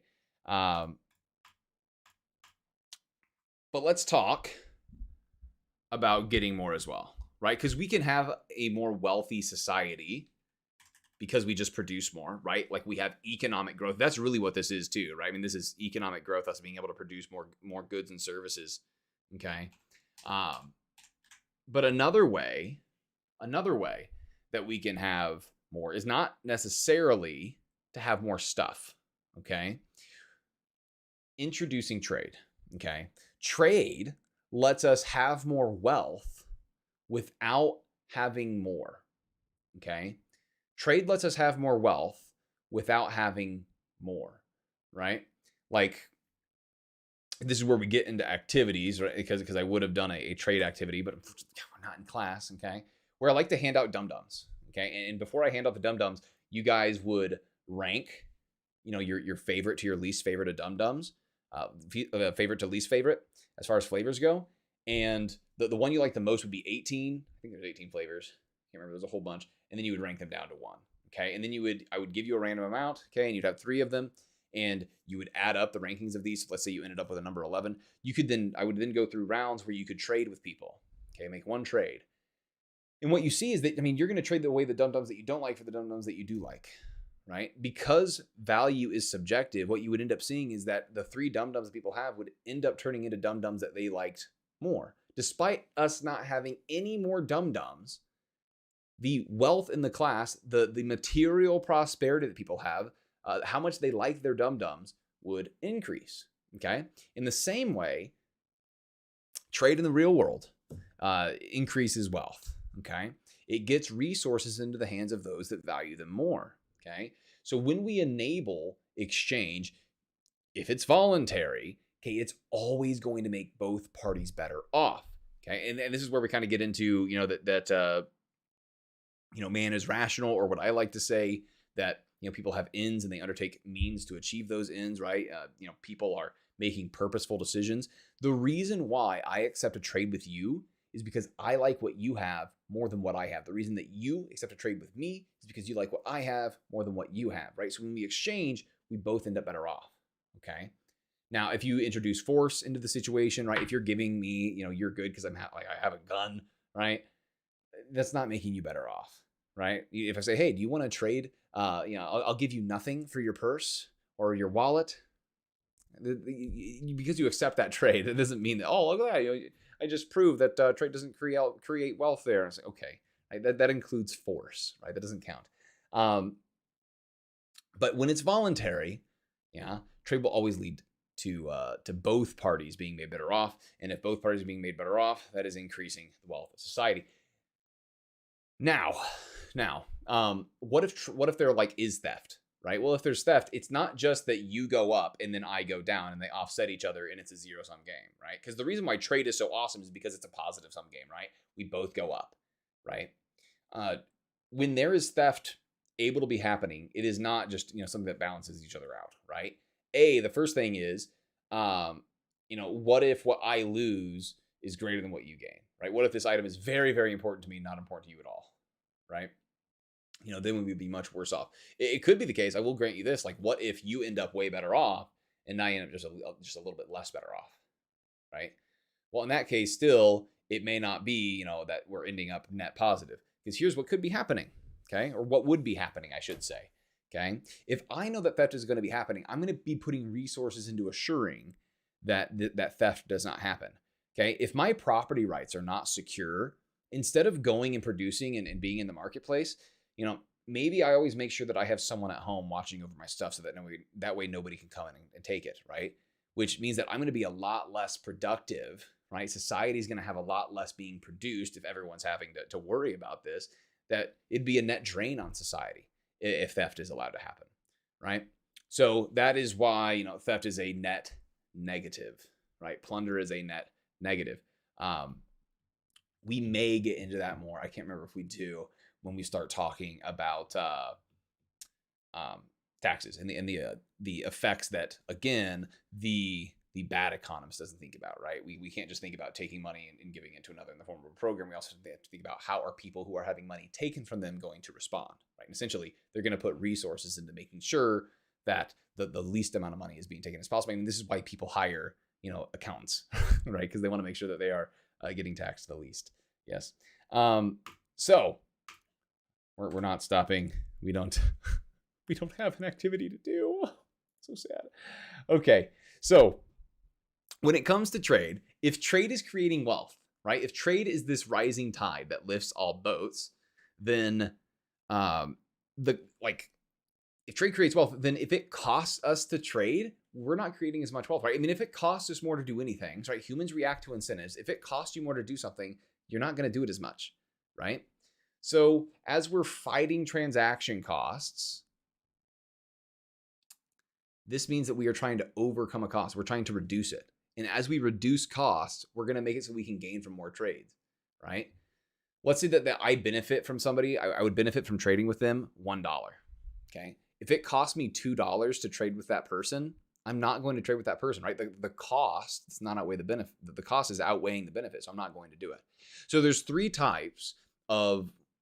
four types of transaction costs, really, and I would throw risk in with information. But in any case, the first one is physical, right? Like I have to travel to whoever I'm trading with, right? I mean, this is your shipping and handling, if you will, okay? And the great news is that over the course of history, we've been reducing physical, obstacle costs. Think back to the wheel, right? I mean, oh my goodness. I mean, lugging something on your back and just making the trek. My goodness, it's very costly, okay? We create this wheel thing. Now we can wheel things around and it's not as costly. It's not as strenuous, okay? We then marry that with animal husbandry, and we can have a donkey pull this wagon. Now that's reducing transaction costs, meaning that people that we could not trade with before because they were too far away, we can now trade with. Yeah. And of course, as we're reducing these transaction costs, we are increasing the number of potential trading partners, increasing the amount of trades that are occurring, increasing the wealth of society. Okay, guys, it is no mistake that as we have reduced transaction costs over time, that society has become more prosperous. Like, when we have animal husbandry, when we get better boats, when we get railways, when we get better cars, right? When we are making it easier to get from point A to point B, we're making it easier to trade. When we make it easier to trade, well, both parties end up better off, right? Society, the total wealth in society is increasing as each trade happens, right? So the more that we can make more trades possible, the more wealth we will have. Then we have information costs, right? We have to notice that in the same way that we exist in a natural state of being not right next to those that we want to trade with, we also have to realize that we exist in a natural state of having no clue who has what we want, right? Like in my natural state, what do I need right now? Oh goodness. I need. I have some. I have some comics that I want to put up on my wall right there for decoration, and I need something to like put on the wall to hold these up. Okay. I think I want to use just thumbtacks and kind of like balance them, like kind of on two thumbtacks. I have no clue who makes thumbtacks. Okay, no clue at all. Right? What factory is out there producing thumbtacks? I don't know who the producer of thumbtacks is. Okay, so I would have to find who makes thumbtacks. I'd have to find out where they are, and then I'd have the physical cost of traveling to them and getting it and going back. Okay, so I don't know who makes thumbtacks, and then I also have like not just knowing who makes thumbtacks. I have to assess whether or not they're a good seller. Right? There's some risk there. Like, is this person going to rip me off? You know, if I show up at the thumbtack store, are they just going to murder me? Right? Like, are they just going to try to steal my wallet? Okay. I mean, how do I assess all of it? I mean, this is all a cost, having to assess that. Going through the effort, going through the time, doing the research, all that stuff is a cost. Okay. I mean, we take this for granted because we live in the information era, right? Like, if I want to buy thumbtacks, I go to Amazon, I type in a Google search, and boom, right there, right? Talk about more trades happening because transaction costs have been reduced, right? I mean, this is why Jeff Bezos has as much wealth as he does, right? Because he owns a large portion of a company that is responsible for reducing transaction costs, right? Amazon, as well as Walmart, before it Sears, right? Middlemen reduce transaction costs, right? You know, to the bad economist, right, or just someone that's not looking at the unseen, you may look at Walmart and say, oh my gosh, like they are ripping us off. They're buying these thumbtacks for $1, and then they're selling them to us for $2, right? Like they're ripping us off, right? They're increasing the price. Come on, Walmart, what are you doing? This is the worst. Well, hold on, okay? Because let's think about what Walmart's doing, right? They are making it so that you don't have to travel to the thumbtack factory, okay? They're doing that, right? Instead of everyone in your town going to the thumbtack factory in their hundreds of cars and then driving back in their hundreds of cars, Walmart is sending out one semi and then delivering those thumbtacks as well as hundreds of other goods in that semi to their store. Yeah? So instead of a bunch of cars going, we have one semi going. Yeah? We also have the information being reduced. Okay, with Sears, it was their Sears catalog, right? They'd send a catalog out to everyone, and you wouldn't have to do research to find out who made what, right? You knew that Sears wanted to protect their good reputation by having good quality products. So when you bought it from their catalog, you'd be good to go. Okay. Same thing with Walmart. Okay, Walmart wants to have good quality products on their store shelves that are cheap and good. Okay, so when you show up looking for the thumbtacks in Walmart store, you know that you just have to go there. You don't have to worry about, who makes these? Where am I going to go? You can just know that you'll go to Walmart. You can get a good quality product. Okay. You don't have to worry about them, worry about any risk as well, right? I mean, if you guys have used Craigslist or Facebook Marketplace, it's a lot different than buying something in Walmart, right? In my experience, right? I don't worry about whether or not a person's going to, shank me whenever I go into Walmart. Oh, maybe Walmart. Definitely not Target though. Okay. And then we have what we call, before I get on the artificial rate, like middlemen, they increase prices. That's true. But overall, they reduce your costs. Like if you're going to do everything that Walmart was doing, it would be much, much more costly than the price they're offering you, right? So they're reducing transaction costs by specializing in the physical transportation of goods, by specializing in, finding this information, specializing in reducing risk, okay? Which lowers the transaction costs overall, right? Things are cheaper because of, well, not Sears anymore. Rest in peace. Okay. Things are cheaper because of Walmart and Amazon, not more expensive. Okay. The last thing we have here are political barriers. Okay. This is, if we go back to the candlestick maker, right, where people are saying, I want to have jobs here in the United States instead of having it produced overseas. So let's put a tariff, let's put a ban, whatever, on things coming from overseas. So we produce them here. That's a political barrier to trade. Like there is someone in another country that I would be trading with, that the only reason I'm not, right? It's not because they're too far away because of a physical boundary. It's not because I don't know where they are, who they are, or whether or not I can trust them. It is only because there's the state saying no, right? That's the only reason that trade's not happening. Even though that person would be made better off, I over here would be made better off, even though we would both have our wealth increase, I'm not allowed to trade with them, okay? So these reduce trade. And guys, if trade is what creates wealth, these artificial political barriers, they reduce wealth, right? They reduce wealth to lower than what it otherwise would be. We are not made better off when we prevent trade with any foreign country. Okay. You may then say, no, what if they put trade sanctions on us? What if they make it so that their citizens have to pay taxes to buy our goods? We're not going to make our own citizens better off by making it so that they then have to pay to buy things from overseas, right? Tariffs kind of go back to that old adage about like drinking poison and expecting it to hurt your enemy. Okay, so middlemen reduce transaction costs. I will say, like in the black market, there are middlemen that reduce political costs, right? You can smuggle things across borders and not in order to not have to pay a tariff, or in order to get around a quota, or in order to get around an embargo. Right? I mean, what comes to mind for me is like people would pay a middleman to get Cuban cigars from Cuba to America, right? Reducing the transaction cost, right? Instead of having to undertake that risk of going through customs, I would pay someone else to do it. Okay. When I say I would pay someone else to do it, I'm using a figure of speech there. I am not wealthy enough, nor am I disrespectful enough of my lungs to smoke Cubans. Anyways, how can transaction costs decrease? Well, we make it so that we don't have to exert as much force or have to spend as much time traversing these physical boundaries. Same thing, we don't have to put as much time into finding out who has what. We can just do a Google search. When these reduce, right? When we reduce these physical information, or even like when these trade barriers are removed, we're going to see more trade occurring. We're gonna see more wealth. So I've already hit on this, right? I think I brought up property rights twice already, okay?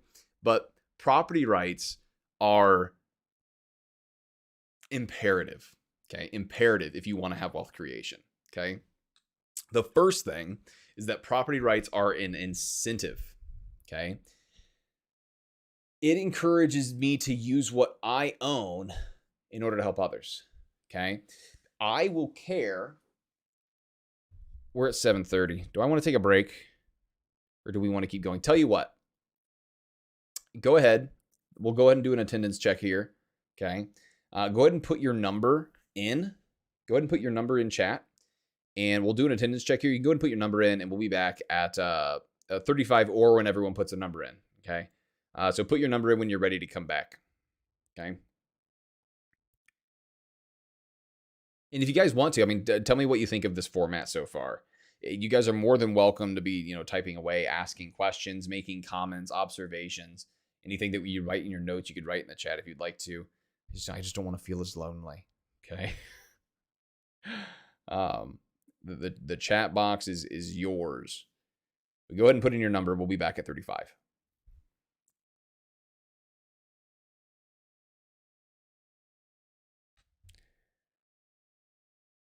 Let's see.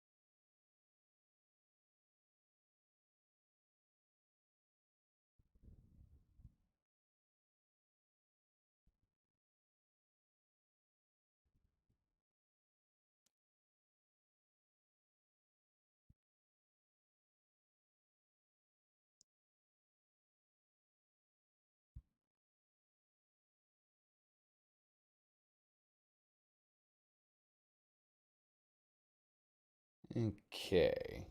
I'll do that wave of attendance, and then I will turn on the lights to answer whether or not that is the Millennium Falcon in the back. It is not.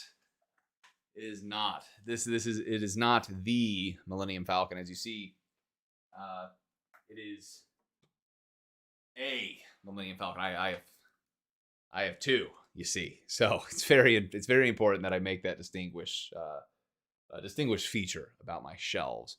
Okay, it is a, or it is one of, but it is not the Millennium Falcon. No, I have the one from the new trilogy, which I pretend doesn't exist, and then I have the one from the old one, of course, the originals.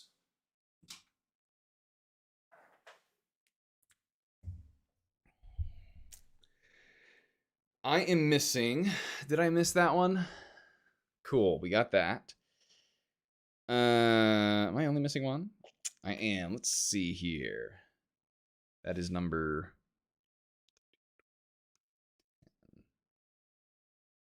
Missing number 10. If number 10 wants to chime in, check and see if your number's 10. Everyone that's put in a number, the number you put is fine. It's perfect. That's just we're missing number 10 here. I believe just number 10. Let me just check here. Yes. There it is. We're in. That's everybody. I'll still give us till, I guess we're at 35. Do I want to give more time? I don't know. Ooh.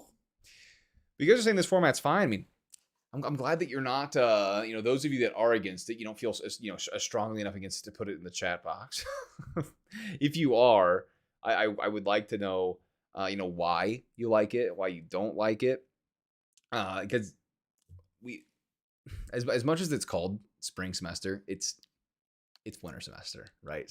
So like, this may have to happen in the future again, or like, I don't know, heaven forbid if I catch the cocoa, right? Or if I need to quarantine, then this is probably what we'll end up doing.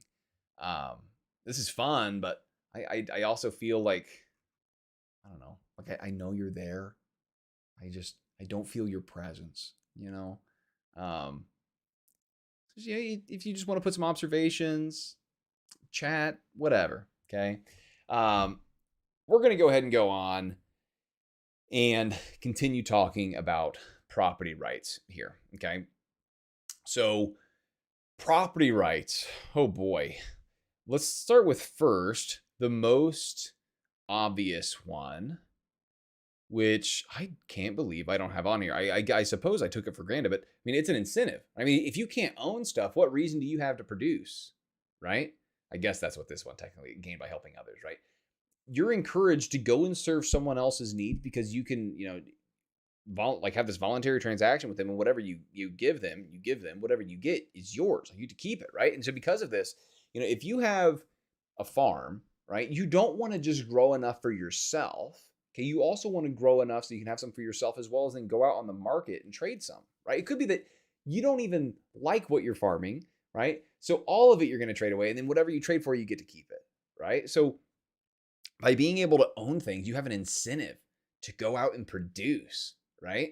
Talking about this incentive, this is when it comes to like the refutations of communism. Okay, the first one was the most obvious, right? And this is the one that you learn in grade school, right? That there's an incentive problem with communism, right? Not like people aren't going to want to go in, contribute to a pot, and then have it distributed equally because there's this incentive problem where people aren't going to want to try because they know that they're going to get the same amount regardless. So why try? Yeah. So I mean, that's the first one. We're going to talk later in class about another one, a more academic one. That's just kind of what we call the information problem. But because you can own stuff, right? And in the Soviet Union, you couldn't own stuff, right? You were owned by the state. You were owned by Stalin or Mussolini, not Mussolini, LOL. Man, those dictators, they just all come rattling off the tongue, don't they? Stalin or Gorbachev, right? So when you're able to own whatever you want, okay, or not whatever you want, right? When you're able to own whatever you have, property rights for, it encourages you to go out and produce. Okay, there's this story from the Soviet Union where on the farms they enabled, oh gosh, was it? I think it was 1%. They let people own 1%. Okay, And what letting them own this 1% of land did was it helped push back famines. Okay. Because, of course, that was alongside Stalin, just brutally murdering, millions of, political opponents. What also has killed people in communist regimes, be it, China or the Soviet Union, has been starvation, famine. So the way that you prevent famine in a communist regime is to allow a little bit of capitalism. So they let people own 1% of the farmland. Let it be privately owned instead of owned by the government. And this 1% of land, okay, because of the incentive to produce was so high, because you could then go and trade that produce that you didn't need for yourself to others. This 1% of land produced over 40% of the agricultural produce in the Soviet Union, right? 1% of land produced over 40% of the agricultural produce, right? Incentives matter a great deal. Right? So you were encouraged to help others, right? When you're able to own, the fruits of your labor, right? Private owners gain by being good stewards of their property, right? Like my car, I'm not a smoker, right? But even if I liked throwing away money, even if I liked, the wacky tobacco, right? I still wouldn't smoke in my car, right? And many people who are smokers don't smoke in their car. They don't smoke in their house because they want to be good stewards of the property, because they know that their house is going to sell for more. They know that their car is going to sell for more if they don't smoke in it, right? You treat the things that you have well, even if you don't care about treating it well. Like even if you don't want to have a nice car for the sake of having a nice car, you may want to have a nice car so you can then sell it to someone else for a higher price. Yeah. And of course, you gain by conserving it for the future if it's expected to grow in value. Okay. So, if I have, there's this, textbook example of an older man who lives on a parcel of land, and this parcel of land has some trees on it, right? And he could cut it down, or he could, he's not going to be around for it to be cut down in the future, so he might as well cut it down right, like now, right? Well, no, because the present value of his land that he owns factors in the future value of those trees, right? So he won't be able to get more money now if he chops it all down, because then his property that he has will sell for less, right? So he's actually encouraged, because of property rights, in order to maintain the conservation of this forest or whatever. Okay, and then private owners face losses when their property violates another property, right? Like, because my property rights, right? Property rights, they end where yours begin, right? I can use my hammer for whatever I want, right? I can't use my hammer for smashing your windshield. Okay, that's not how property rights work, right? Like I can do whatever I want with my hammer, so long as it's not destroying your property. Okay, so hammers just don't go out and destroy windshields, right? But like with a dog, like I'm encouraged to make sure that my property isn't going to harm others, because I'm responsible if it does, right? So like if my dog bites somebody, right, then I'm responsible for that. Yeah. So I'm going to take steps to ensuring that my dog doesn't do that, right? So maybe I keep my dog on a leash, I keep it muzzled. Maybe I get it trained so that it's not so, fighty and bitey, right? But whatever the case is, property rights ensure that we can actually benefit from trading with one another. They ensure that our property is properly maintained. They ensure that we are conserving, right? As a matter of fact, one of the leading reasons why things like pollution or overconsumption of natural resources happens is because there's not properly set up property rights. Right? Like, who owns the sky? Like you can say that you own the air over top of your house. So when some factory starts polluting, like, oh, like you're making smog over my house, like I can, maybe take you to court, get reparations or whatever. But then, what do you do when it's, they're not polluting necessarily your area, but what if they're polluting, their area, and then it, goes away, like goes over, your house, right? I mean, that's going to be really hard to prove that it's there, because what if there's, what if you're also having like a chimney that smoke's coming out of, right? The reason why pollution is such a hard thing to control is because of this whole idea of, we can't divvy up the sky and keep the sky all in one spot like we can with dirt, right? So if we, like, that's the biggest thing. If we can solve more property rights issues, we can, help solve a lot of it. Like, they're not just like property right issues are not just property rights. I mean, they're a whole host of other things. They're conservation for the future. they are, using our property in good ways that are going to be the most beneficial, not just to us, but those around us, right? Making sure that our property doesn't violate others. Yeah. I want to make sure that, if property rights are enforced properly, then I won't, as a factory, I won't be able to, pollute your airspace, right? So we just need to make sure that we're doing what we can to properly enforce property rights without bringing in some other downsides, right? This kind of goes back to, one might say, oh, like let's just tax, polluting factories and then distribute that to the area that is being polluted. Well, that's not just going to immediately solve the problem, right? There's trade-offs, right? What if the factory is willing to pay the tax, right? And people don't think they're being paid enough with that tax distribution, right? Well, there's no simple solution, right? There's only going to be trade-offs, and maybe will we get into that? I know we'll talk about taxes. I'm not sure. We may talk about that when we start talking about externalities. We'll have to see. Okay. But essentially, another activity we can't do. This one's actually pretty fun, where you guys all become fishermen. I put 4 of the desks together. Not a very COVID friendly game, but at this point, who cares? We put the 4 desks together, right? And I'd sprinkle some goldfish out. And then I'd say, whoever, for each goldfish you grab, I'll give you, a dime. And just, of course, everyone's just like, oh, I want money. So they just grab all the goldfish. I'm like, congratulations. You just made the fish go extinct, and now you don't get any fish going into the future. Which, to be fair, like, I don't tell you the rules the first time in order to get you to conserve, because maybe some of you, like maybe the 4 of you would collude and actually leave fish to reproduce going into the future. But even then, if you play it enough, the incentive to cheat, gets so high, because you know that you can get, dimes just by grabbing all the fish, right? But what I end up doing is I draw property lines between those 4 desks. And now all of a sudden, the students, you guys don't take all the fish. You'll leave some fish, because that people can't just reach across and grab the fish that are on your table, right? Because now that's your property. You own those fish, right? When we let people own things, we get the incentives, right? They want to use their property in such a way that it's beneficial, not just to them, but also to others, right? They want to use their property in such a way that it's going to be beneficial to them going into the future. They want to conserve, right? Like if I have a fish pond, I don't want to fish up all the fish in the pond. I'm not going to have any fish going into the future then, right? So there's another story that I tell. Do I have it on here? I'm going to skip ahead real quick. I don't think I do. Another story about the American buffalo. Okay. And the American buffalo is a fun tale, because for those of you that have played Red Dead Redemption, okay, this is something that you actually do in the game. I'm talking about the first one, not the second one. The second one's also very good, but I'm going to cough here. Speaking of COVID.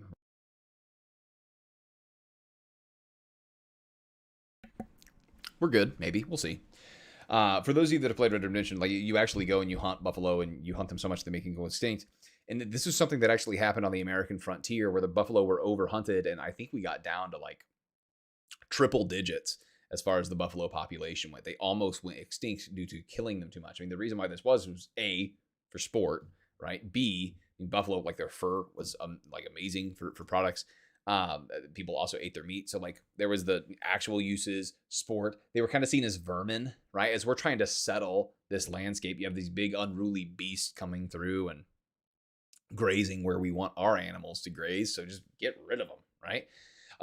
Yeah, and it kind of sounds like it's, these, Americans settling the frontier, like it's them causing this, but it was also Native Americans. I mean, the best way to kill a buffalo isn't to kill a single buffalo. That's very dangerous. So what you would do as a Native American hunter, as you're going after these buffalo, you wouldn't kill just one. I mean, they're pack animals, right? So what you would do is then you would herd them, okay, and you would spook them and get them to run off of a cliff. Yes, for those of you that have seen Zombieland 2, that's what that is heavily inspired by, the ending of that movie, which even if you only need the meat from a couple buffalo, you got a whole herd there. A little bit of overkill, right? So it was everybody. And the reason why this was, I mean, Native Americans are humans, okay? The settlers moving west, they're humans, okay? Humans respond to incentives. And when it comes to the buffalo, did we break down goods yet? I know we will in the future. Essentially, they're what we call a common resource. And this means that you can't prevent people from using them, right? Because no one owns the buffalo, right? So I can't prevent you from like not killing that buffalo because I don't own it, right? So like if I spare that buffalo's life because I want it to be able to reproduce, I know that someone else can just come along and kill it. So if someone's going to come along and kill it, why? If someone's going to get this buffalo meat and buffalo hide, might as well be me, right? So there was only an incentive to kill the buffalo, not to conserve it. Okay, which when you only have an incentive to kill something and no incentive to conserve something, of course it's going to go to the wayside until people started setting up buffalo ranches. They would start breeding the buffalo, right? Now that people owned them, right, instead of killing it, they would take it to a ranch and they would own it. This led to the buffalo population rebounding, where now there's like, is it Ted's? Is that the name of the restaurant that sells buffalo like steak burgers and buffalo steaks? I think it's Ted's. I can't remember. Like, but essentially, I mean, if you want to be able to have a lot of something, let people own it. Okay. I think it's been said that if you want an animal to escape being endangered, okay, put it on a dinner plate, right? We don't worry about chickens going extinct. We don't worry about cows going extinct, right? Because there is an incentive to produce it, right? When these animals are not owned by anyone, there's only an incentive to hunt them. This is what we see with rhinos. There's actually, you know what? Let's go to my man Stossel.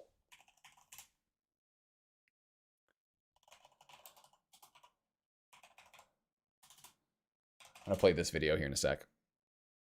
Here we go. Do I have this on 2 times? It's on normal. We're good. Let's watch this video. This will be useful for us. All right. Are going extinct. A race against time to save the rhinos. Poachers massacre rhinos for their horns. Some are carved into ornaments. Some are ground up and sold for medicine. Just one of these can sell for as much as $300,000. Poaching became the biggest business. The documentary Hornmaker features entrepreneur Matt Marcus, who says he has a solution to poaching. Create more rhino horns, artificial horn, then flood the market with that. One way to devalue something is actually to create a lot of it. There'd be no incentive to poach anymore. That's correct. And when things are abundant, people don't fight, kill, or steal. South Africa once tried. So this is one way he's trying to save the rhinos. This person is trying to make fake, not necessarily fake, synthetic, which I guess is fake, rhino horn. So you don't need the rhino horn anymore necessarily, right? So this is one way, okay? What we're seeing here is that they're creating a substitute, right? So maybe it's not, if you can get this substitute that's super cheap, you won't want to pay a whole lot for the poached rhino horn. Because myself, like, I think that's, I don't like to see, these animals having their horns shaved off, right? I'd rather that not be a thing. But because people want it, there are people that are willing to fulfill that demand, right? Poachers. It's something similar. For 20 years, they made it legal to own rhinos and sell their horns. Farmers would put the rhinos to sleep with tranquilizer darts, saw off their horns, and sell the horn.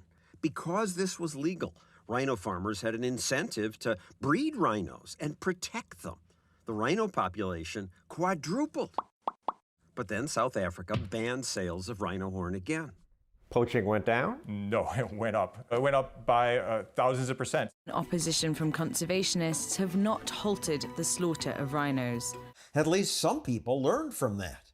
Shortly after we released the first version of this video, South Africa once again legalized selling farmed rhino horn.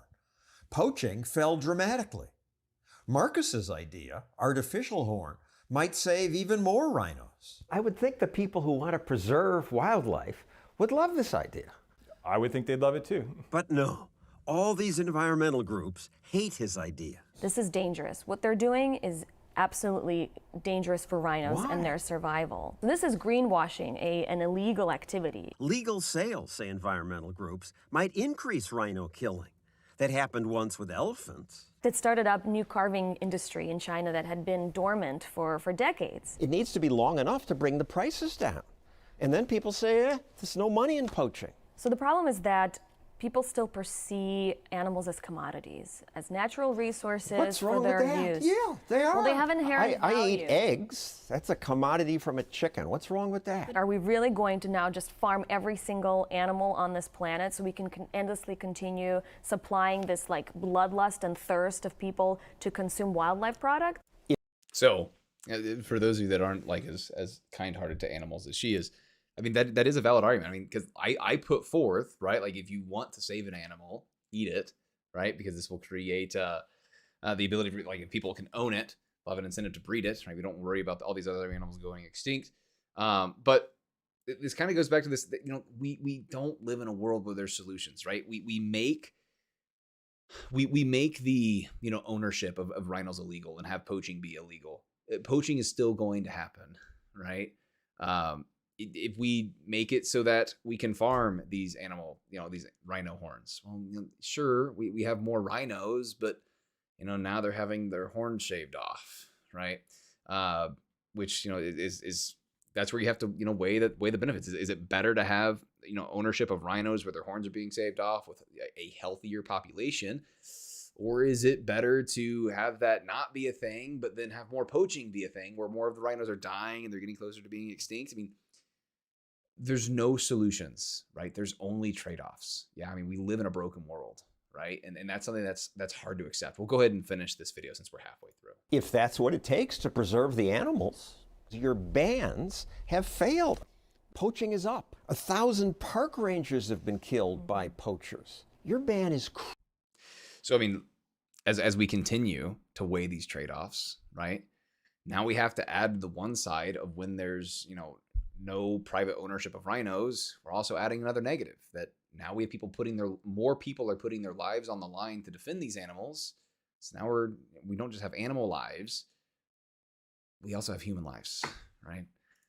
cruel to people and animals. The increase in poaching is a direct responsibility of the folks in China and Vietnam that are pushing this product onto innocent consumers. So sell them a substitute cheap product and this will stop. You people have your head in the sand. Organizations like mine are partnering with the Vietnamese government to reduce demand for rhino horn. And failing. No, we're succeeding. That's the thing. So we've reached about 40 million Vietnamese in the last 3 years. Reach means 40 million people supposedly saw her public relations campaign. Please help protect my family from rhino poachers. A Humane Society survey found videos like this persuaded many people that rhino horns have no medical value. Don't use rhino horn. It cannot make you healthy. So what? People are still poaching the rhinos. So it takes time. It takes time for that trickle-down effect. It's fine if environmental groups try to convince people not to buy rhino horn, but their hostility to capitalism makes them blind to better ideas. South Africa is going against the international body that's fighting to protect rhinos. So what? These international bodies are stupid.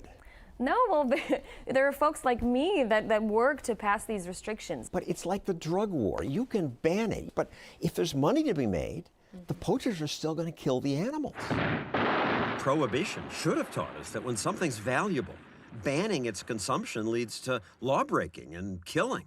Nobody kills anybody anymore for beer or wine or scotch. When you're talking about beer or wine or scotch, you don't have lives on the line. Lives of the people who were killed by Al Capone. Well, of course, but you know, he was a criminal, and you have criminal networks here. Only a criminal because alcohol was illegal. Yeah, I mean, this is a endless argument. We can't live in a lawless society. A free society is not a lawless society. Markets are not lawless. Legal rhino farming or selling fake horn could save endangered animals. But the environmental groups just can't see that. This idea has also been expanded to not just rhinos, but I've heard of safaris where animals that are like closer to death, they'll let, you know, big game hunters come on to this private safari, and in exchange for letting them hunt these animals that are close to death, that are long past being able to reproduce, they have to they have to purchase the right to be able to do that, which enables them to then have funds and be able to continually perform upkeep on the safari, so that they can continue to keep these animals away from being endangered. Which, I mean, again, right, it's, instead of it being on a dinner plate, you now have this experience for some, big game hunter, right? So like you're still killing the animal, but you're making the population is now able to be sustained, right? So do we want to have sustainable animal populations, or do we want to have animals not dying? And when the animals are dying from poachers, it's also humans that are putting their lives on the line to try to defend these animals. So it's not that there's a solution. That there can be solution, like that there's one solution that favors human lives and animal lives at the expense of maybe it being more cruel per se to animals, and there's another solution that takes away that cruelty and tries to make it illegal. But I mean, it's also, I'm gonna present my own bias here. I mean, it's also cruel because the animals are still dying, people are still dying. They brought up alcohol prohibition here in the United States, right? It's not that there's something specific about rhino horns that they are, that people are just wanting to kill those rhinos and take their horns. It's because it's wanted, right? That could be said for anything, right? And when you make something illegal, people are going to have to use violence to get it. Right? We saw this with alcohol, right? Al Capone, he had to use violence to assure that he was operating in his market and that no one could steal his stuff, because he couldn't really rely on the police, right? Like if someone came and stole all of Al Capone's moonshine, he wasn't go to the police and say, "Hey, someone just stole all of my product." Okay, what in the world? No, Al Capone didn't do it, right? People selling alcohol then didn't do it. Drug dealers today don't go to the police when someone raids their house. Okay, it's a good way to get caught, right? I mean, if there were something specific about alcohol causing violence, right, we would see Walmart and Target going to war about who's going to have the corner selling alcohol, right? But of course, they're not the I just realized that Walmart's blue and Walmart's blue and Target's red, so we would have people in red and blue uniforms fighting over which corner they were going to sell their substance. Okay, so why does trade? Another reason I should say why trade creates wealth. Okay, and this is because if you can get things without producing them yourself, you don't have to make everything yourself. Okay, I mean, think if like everything that you're wearing, everything that you've consumed today, like everything you've used, what if you had to produce it all yourself? Okay, I guarantee you wouldn't be able to have as much. Okay, I guarantee you wouldn't be able to have as much, right? I know that if I tried to make all my clothes, I could spend a month and not have what I'm wearing, right? I wouldn't, right? Because people can specialize in making clothes. They can make way more clothes and way better clothes than I could, okay? If I wanted a pair of blue jeans, I could spend a whole week trying to make a pair of blue jeans, right? And I would barely get a pair of Daisy Dukes done, okay? I don't want that, okay? I don't think anyone else wants that either for that matter, okay? It'd be more of a, I can't pull off what Tobias Funke pulled off, okay? But when it comes to how I get my jeans, I don't get my jeans by making jeans. I get my jeans by doing something else and then trading for it, right? I specialize, okay? Trade enables us to specialize. This is another reason why trade creates wealth, okay? Because we can specialize. When we specialize, we can achieve a higher joint output, okay? So when you're producing, you can produce according to one of two advantages. Okay, you can produce according to your comparative advantage or absolute advantage. Okay, absolute advantage is what almost seems at first to be better, right? Like absolute advantage is when you are just straight up better at making something. Okay, like America, we could produce, if we wanted to, we could produce way more cheap plastic toys, than wherever we're getting our cheap plastic toys from now. We'll say, for the sake of simplicity, we'll say Vietnam, right? We could if we produced our own cheap plastic toys here, we could have way more. We have way better infrastructure. Our machines are way more developed. Our labor is way more trained, right? As far as being able to have more educated, right?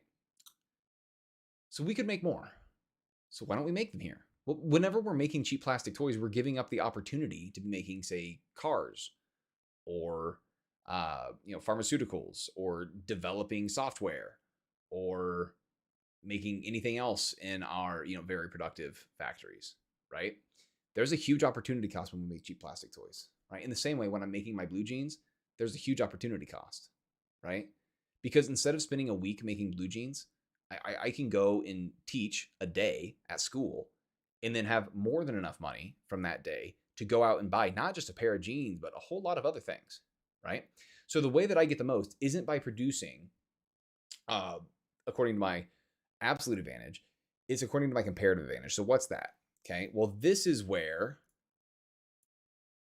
I produce according to my lowest opportunity cost.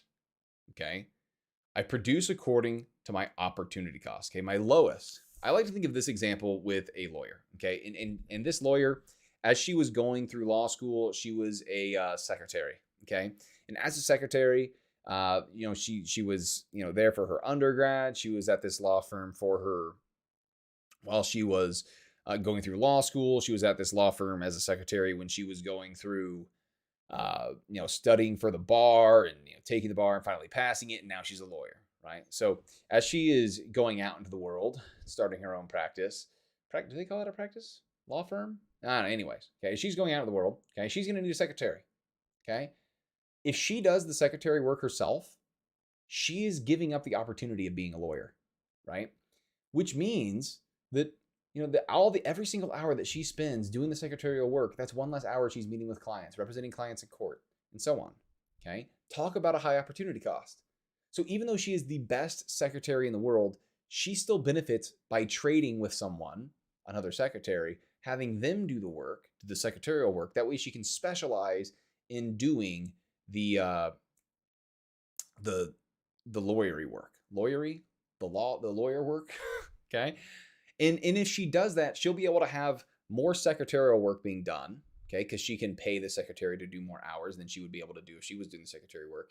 And she'll be able to have more like meeting with more clients, representing more clients in court, right? She'll be able to have more of both if she specializes in doing what she has the lowest opportunity cost in doing, being a lawyer, right? Because when she's doing the secretary work, she has a super high opportunity cost.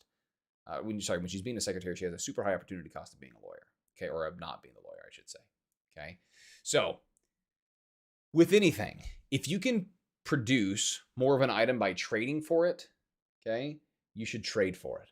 Okay, you should produce what you have the lowest opportunity cost in producing, okay, and then trade for it. Okay, you can get more out of your resources by trading for something. Right, the best way for us to get cheap plastic toys is not to make cheap plastic toys. Okay, it's to design phones and then sell those phones and then buy the cheap plastic toys. Okay, so if you can produce more of it by trading for it, you should trade for it. Okay, you're getting more out of your scarce resources. Okay, so why is this the case? Sorry.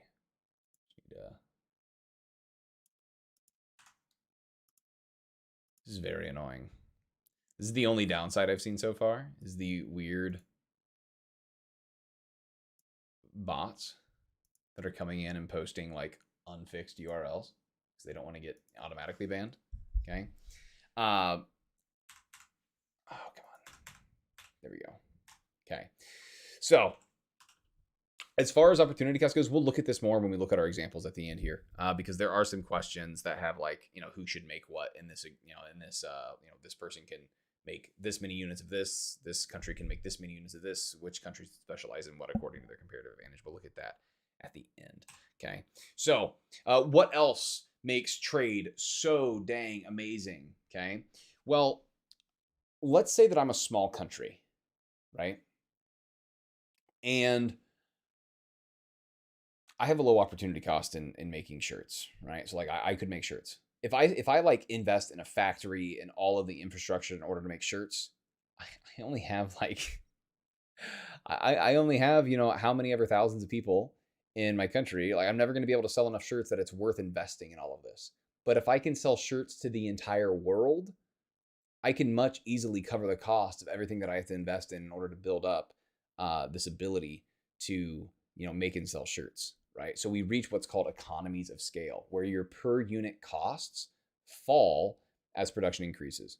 Right. So like if we look at my per unit cost of making one shirt, the cost of making that one shirt includes the cost of the factory, includes like on top of like the labor and the resources, it also includes the cost of that factory, right? That's a multi-million-dollar shirt. However, as I make 1 million shirts with that factory, well, now the cost of that factory is being divided by 1 million, right? So the more shirts I make, the cheaper and cheaper each shirt is getting, right? So if I can trade to more people, if I can sell to more people, it now gets cheaper and cheaper to make each shirt as I'm using this factory for more production, okay?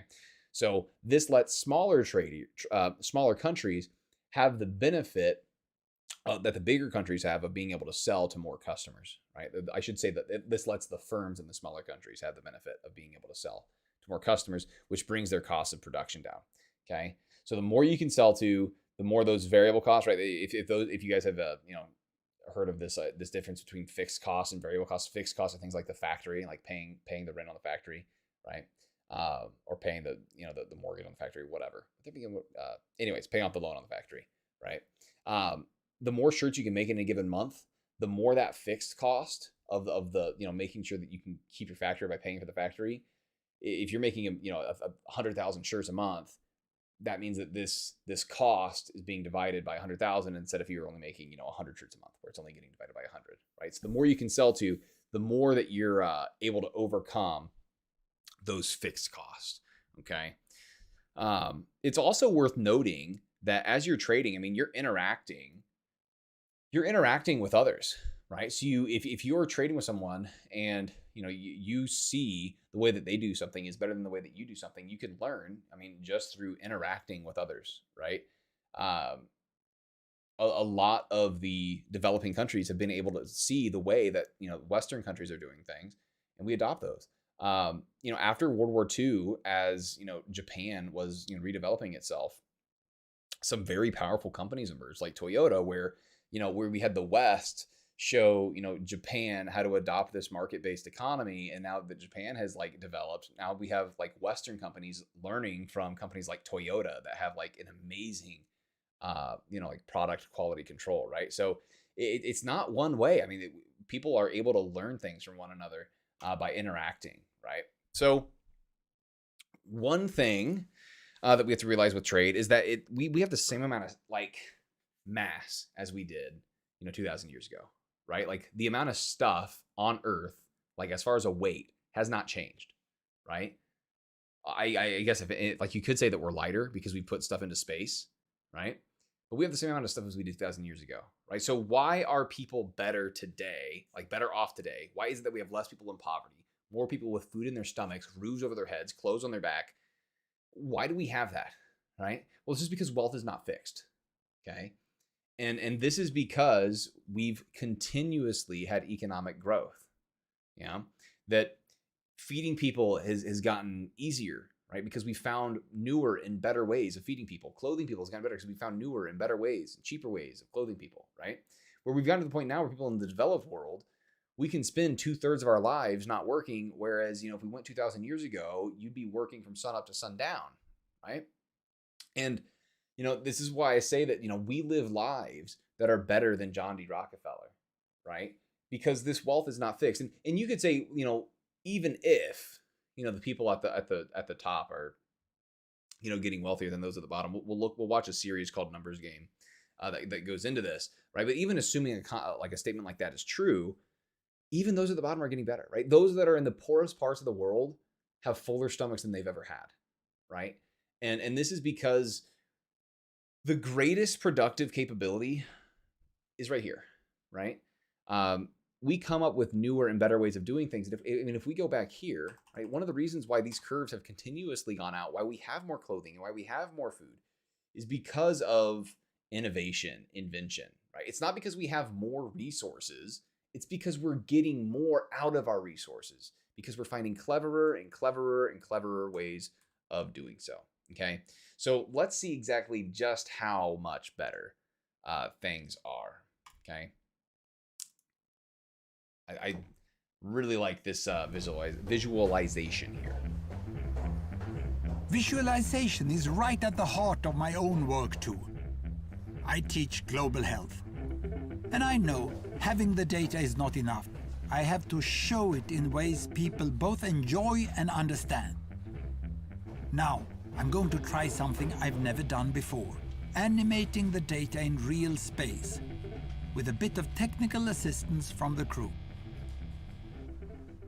So, here we go. First, an axis for health, life expectancy, from 25 years to 75 years. And down here, an axis for wealth, income per person, $400, $4,000, and $40,000. So down here is poor and sick, and up here is rich and healthy. Now, I'm going to show you the world 200 years ago, in 1810. Here come all the countries. Europe brown, Asia red, Middle East green, Africa south of Sahara blue, and the Americas yellow.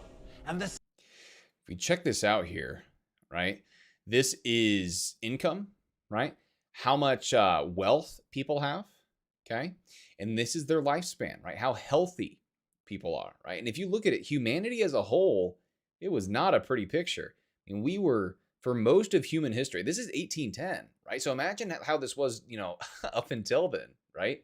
I mean, before 1810, we're going to see, you know, some stuff happening here shortly. But before 1810, I mean, for most of human history, it has been a short and miserable existence, right? But let's see what happens. Size of the country bubble showed the size of the population. And in 1810, it was pretty crowded down there, wasn't it? All countries were sick and poor. Life expectancy were below 40 in all countries. And only UK and the Netherlands were slightly better off, but not much. And now, why start the world? The Industrial Revolution makes countries in Europe and elsewhere move away from the rest. But the colonized countries in Asia and Africa, they are stuck down there. They don't have property rights. And eventually, the Western by, countries get healthier and healthier. And now we slow down to show the impact of the First World War and the Spanish flu epidemic. What a catastrophe. And now I speed up through the 1920s and the 1930s. And in spite of the Great Depression, Western countries forge on towards greater wealth and health. Japan and some others try to follow, but most countries stay down here. Now, after the tragedies of the Second World War, we stop a bit to look at the world in 1948. 1948 was a great year. The war was over, Sweden topped the medal table at the Winter Olympics, and I was born. But the differences between the countries of the world was wider than ever. United States was in the front, Japan was catching up.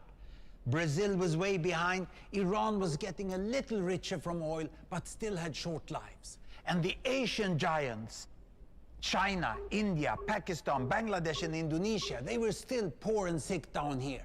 But look what is about to happen. Here we go again. In my lifetime, former colonies gained independence, and then finally they started to get healthier and healthier and healthier. And in the 1970s, then countries in Asia and Latin America started to catch up with the Western countries. They became the emerging economies. Some in Africa follows. Some Africans were stuck in civil war and others hit by HIV. And now we can see the world today in the most up-to-date statistic. Most up-to-date statistics for 2009. And things have continued to get better since then, right? It's pretty crazy. Since 1980, world poverty has been reduced by 20%, right? And like you say a data point like that, or you're looking at all of these spheres, okay?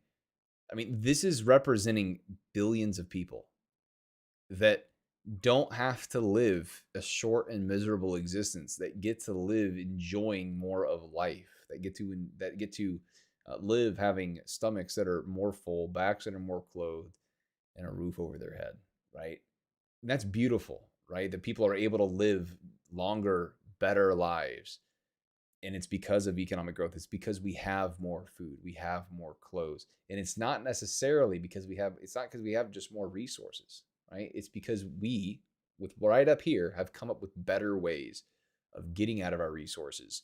Out of the same field that could have produced, you know, a certain amount of corn 100 years ago, it can now produce, oh my goodness, I'm not into agriculture, I don't know, but I know that it's going to be a lot more than it was 100 years ago, right? Because of new seeds that we have, because of new techniques that we use, because of new technology that we have, right? it's easy to look at this and just see data points, but I mean, these are lives that are incredibly different, right? And it's amazing. I mean, that's quite a white pill. Most people today live in the middle, but there are huge differences at the same time between the best of countries and the worst of countries. And there are also huge inequalities within countries. These bubbles show country averages, but I can split them. Take China, I can split it into provinces. There goes Shanghai. It has the same wealth and health as Italy today. And there is the poor inland province Guizhou. It is like Pakistan. And if I split it further, the rural parts are like Ghana in Africa. And yet, despite the enormous disparities today, we have seen 200 years of remarkable progress. That huge historical gap between the West and the rest is now closing. We have become an entirely new converging world. And I see a clear trend into the future. With aid, trade, green technology and peace, it's fully possible that everyone can make it to the healthy, wealthy corner. Well, what you have seen in the last few minutes is a story of 200 countries shown over 200 years and beyond. So, pretty amazing what increasing our production possibilities let us do, right? So those production possibilities, the way that we increase them, if you remember, right, what lets us have more clothes, more food, more anything, right? Investing, right? Instead of consuming our resources now, put our resources in something that will let us have more resources in the future years, right? So that we can either invest more or we can consume more, right? Like anything that we defer now lets us be able to consume more in the future. Yeah. Of course, newer and better ways of doing things will push out this curve. Okay. Having better institutions. We'll talk about those more in detail later. Okay. And then of course, just work more, duh, right? That's a way of increasing our production possibilities. Okay. So, this is where we start to hit on central planning versus decentralized planning. And our book does a great job of going over it as well. By the way, next week in this Wednesday, we will be having office hours going over, I can't remember what chapters. It's in the syllabus. But just a heads up there, be there Wednesday for this or any questions you have for the next quiz. And just a friendly reminder, chapter 1 and chapter 2 quizzes are due tomorrow. Tomorrow. So make sure to get those in. Okay. So essentially, we have 3 questions that need answered, right? What are we going to make? How are we going to make it? And who gets what's made? Like we have to answer those no matter what system we're going to use. We have to answer those questions. Okay. In a more market-based organization, what we would call capitalism or free markets, it would be individuals answering those questions, right? People themselves are going to decide what they're going to make. People themselves are going to decide who gets what they make. People themselves are going to decide how what they're making gets made. Okay. So in this, we have voluntary transactions where the only way that I can get something from someone is if I am also doing something that they're willing to agree with, right? Like, so I have to offer them something that they want more than what they're giving up, right? So we have this trade, and we've already talked about all the benefits that come alongside with voluntary trade, right? And it's important to know here that it is voluntary, okay? And since it's voluntary, that means that the only trades that happen are the trades that increase the wealth of both partners. And because this is increasing the wealth of both partners, society as a whole is having its wealth increase, okay? We'll talk more about price signals later, okay? But prices, and this is also what the whole of our book is about, okay? What this story is about price signals and how priceless, if you will, how priceless price signals are and how much information is contained in one little price. How prices organize the actions of millions of people that are doing their own thing, right? Where Adam Smith talked about how people will, in pursuit of their own self-interest, responding to price signals, will end up achieving a goal in which they did not attend, right? This goes back to the pencil example that Ruth Lieber talks about in the in our book. Okay, so price signals are how we get the organization, right? There's no top-down central planning. There's plenty of planning though. It's just from the bottom up. Okay, there still needs to be planning in whatever system that you use. There's got to be planning. It's just who's going to do it, right? Is it going to be individuals planning from the bottom up with price signals, or is it going to be something else top down? Okay, we'll talk about that here in a second. And it's all important to note here that there's freedom of entry. Okay, there's no licensure, right? You don't have to pay any taxes to do something. If you want to do something, you just do it. Okay, and then we have central planning. Okay, and central planning does not need to be something like a dictatorship like the Soviet Union. We have a lot of collective decision making here in the United States. Anything that is largely ran by a state, okay, whether I'm talking about a state in the United States of America, or if I'm talking about the federal government, right? By state, I just mean a governmental body, okay? It doesn't matter if it's a dictatorship or if it's a democracy. We are collectivizing decision-making. Decision-making is happening with one body instead of all these individuals, okay? Of course, the most prominent example of this is socialism or communism, where now any exchange that is happening that involves the state is coercive, right? When I pay my taxes, I mean, it's happening at the end of the gun, right? I mean, if I don't do it, at some point, someone's going to come to my house, right? And if I don't want to go with them, then there's going to be issues, right? So it's coercive, right? If I don't like the price of something in Walmart, I don't have to buy it, right? I can instead choose to do it on my own or go somewhere else, which would most likely be better, okay? If I don't like a government option, that's it. Like, I have to take it. I have to pay for it, because if I don't, things get hairy, okay? And also within socialism, instead of having price signals determine, who should get what, instead we just have, politics, right? People complain about politics all the time and how petty they are. Imagine if, you used democracy to decide who your friends were going to be, what restaurants you were going to go to, what places you were going to allow yourself to eat at, right? And the reason why I bring this up isn't just to make a joke about politics, but we're going to talk in chapters 5 and chapter 6 about the economics of politics, right? And why not only is it true that just because not only is it true that democracy doesn't always lead to the best outcomes, it could be that democracy oftentimes leads to worse outcomes than individuals making decisions on their own. That's related to a field of economics called public choice theory, and I'm actually very excited. Last semester, I realized that I had a couple of days that I think I could fit some stuff into, so I'm going to fit in those 2 chapters. Okay, and then we have entry restrictions, right? The government can choose who's allowed to buy and sell what. Like, if you want to teach economics, you have to have a teaching license as well as licensure in teaching specifically economics. Same thing with history. Same thing with government. Same thing for, and I'm speaking of high school teachers here. Same thing with any particular subject in high school, right? Be it math or English or science, whatever. Okay, so they can restrict entry, right? They can restrict who you're allowed to trade with overseas, right? So what we'll see then is that since it's possible for the government to restrict who you're allowed to buy and sell with overseas, well, now this creates an incentive for, say, steel makers here in the United States to convince politicians that it's in their best interest and in the best interest of the country to make it so that we can't buy steel as cheaply as we otherwise would without the tariff from overseas by enacting a tariff.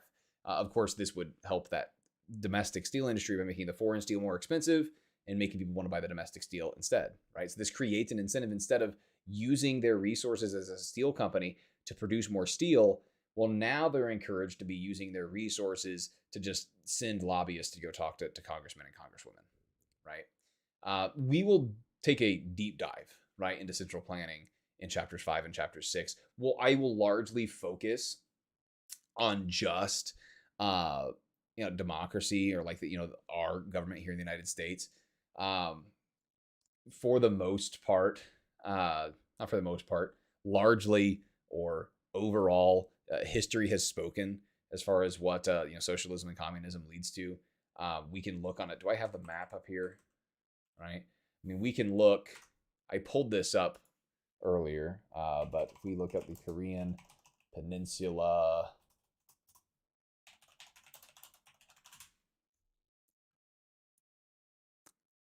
Right? I mean, that's not the famous picture I'm thinking of.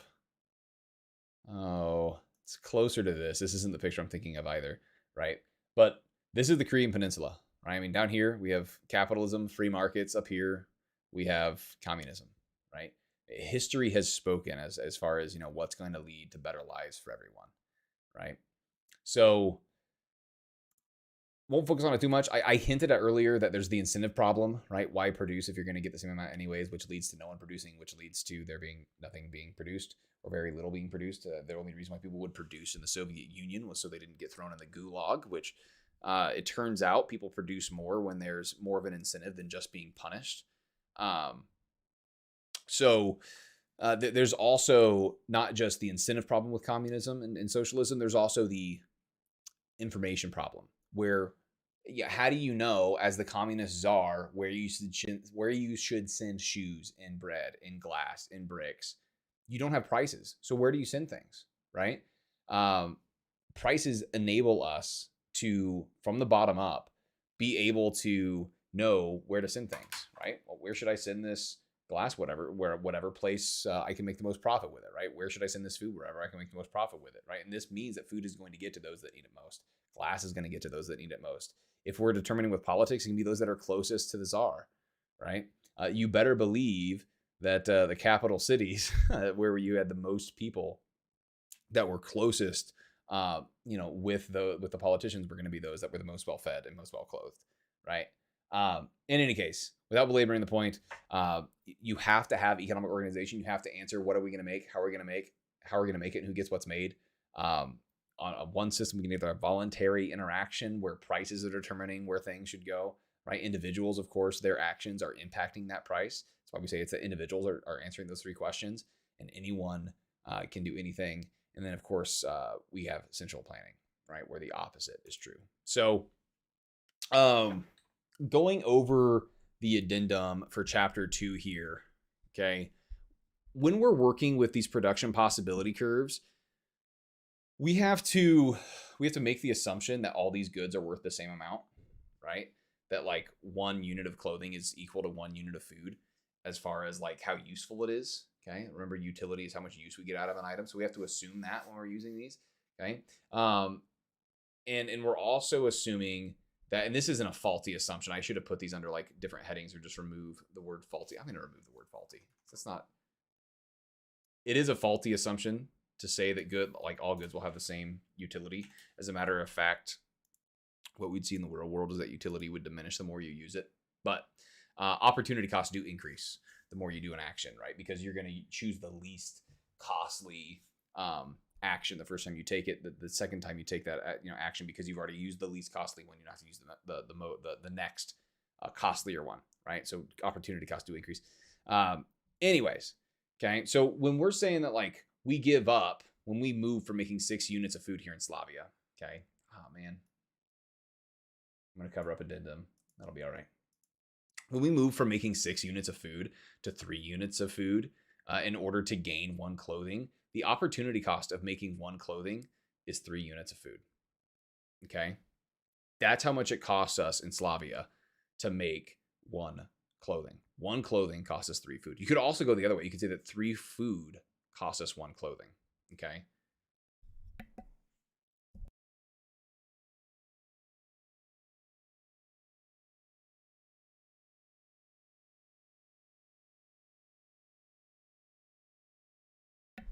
I'm going to sneeze later and I'm going to hate it. Okay.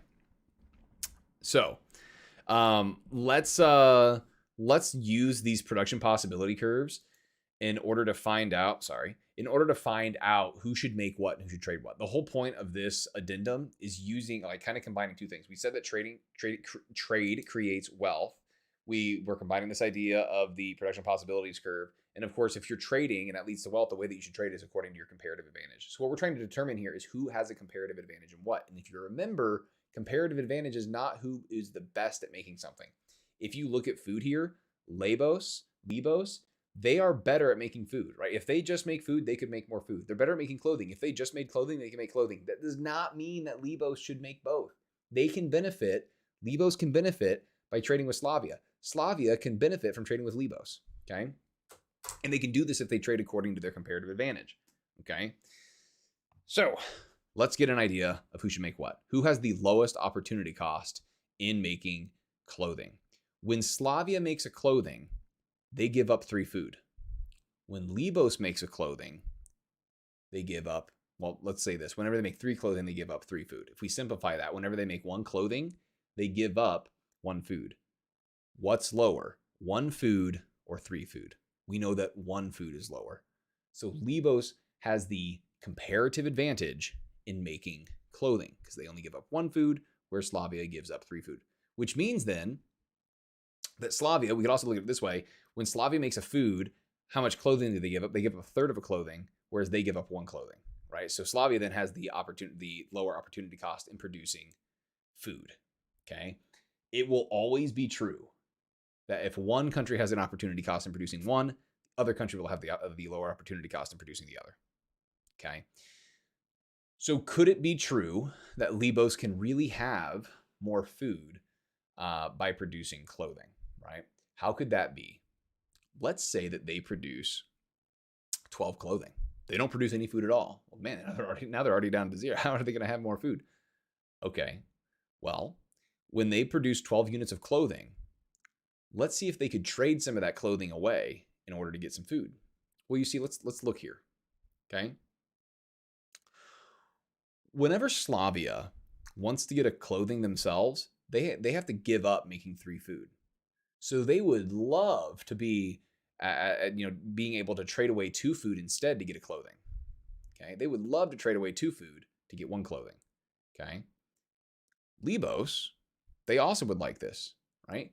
Because normally, if they're trading away 2 food, they're only getting 2 clothing. If they can trade away, sorry, hold on, I lost my train of thought. Where were we? Trading 2 food for 1 clothing, right? Yes. Okay. Libos here, when they trade away 2 of their food, okay, or 1 of their food to get, or 1 of their clothing to get 2 food, normally they're only trading 1 for 1, right? They give up 1 clothing, they get 1 food, right? In this case, they're trading 1 for 2. They also would like 1 for 2, right? Because normally they got to give up 2 food to get 1 clothing. So this is a deal that both of them would like, that Libos would benefit, Slavia would benefit. So if Libos makes 12 units of clothing, that can actually turn into 24 units of food. The best way for them to get food is not to make all food. If they make all food, they only get 12 units. But if they make 12 units of clothing and then trade it all away to get food, they could get 24 units of food, okay? And then, of course, we already mentioned how Slavia would be able to benefit, right? So we'll move on to a question here. But this is how we can take this idea of trade and specializing and use these production possibility frontiers, or just using these tables down here. These tables may be better to use, okay? So this is what one of your essay questions may look like, okay? You have Friday and Crusoe, okay? So this is Robinson Crusoe and Joe Friday. They're producing good Y and good X, okay? So it's saying if they want to maximize their consumption possibilities, right? If they want to be able to consume the most of both goods, what should happen? So it's saying who should specialize in what. What we know it's not going to be immediately is they should not strive for self-sufficiency, right? If you're trying to be self-sufficient, you're not going to be able to, you will not be able to produce as much as if you were trading, right? So we know that's already off the book. We just have to figure out which one should specialize in what. And I believe one of these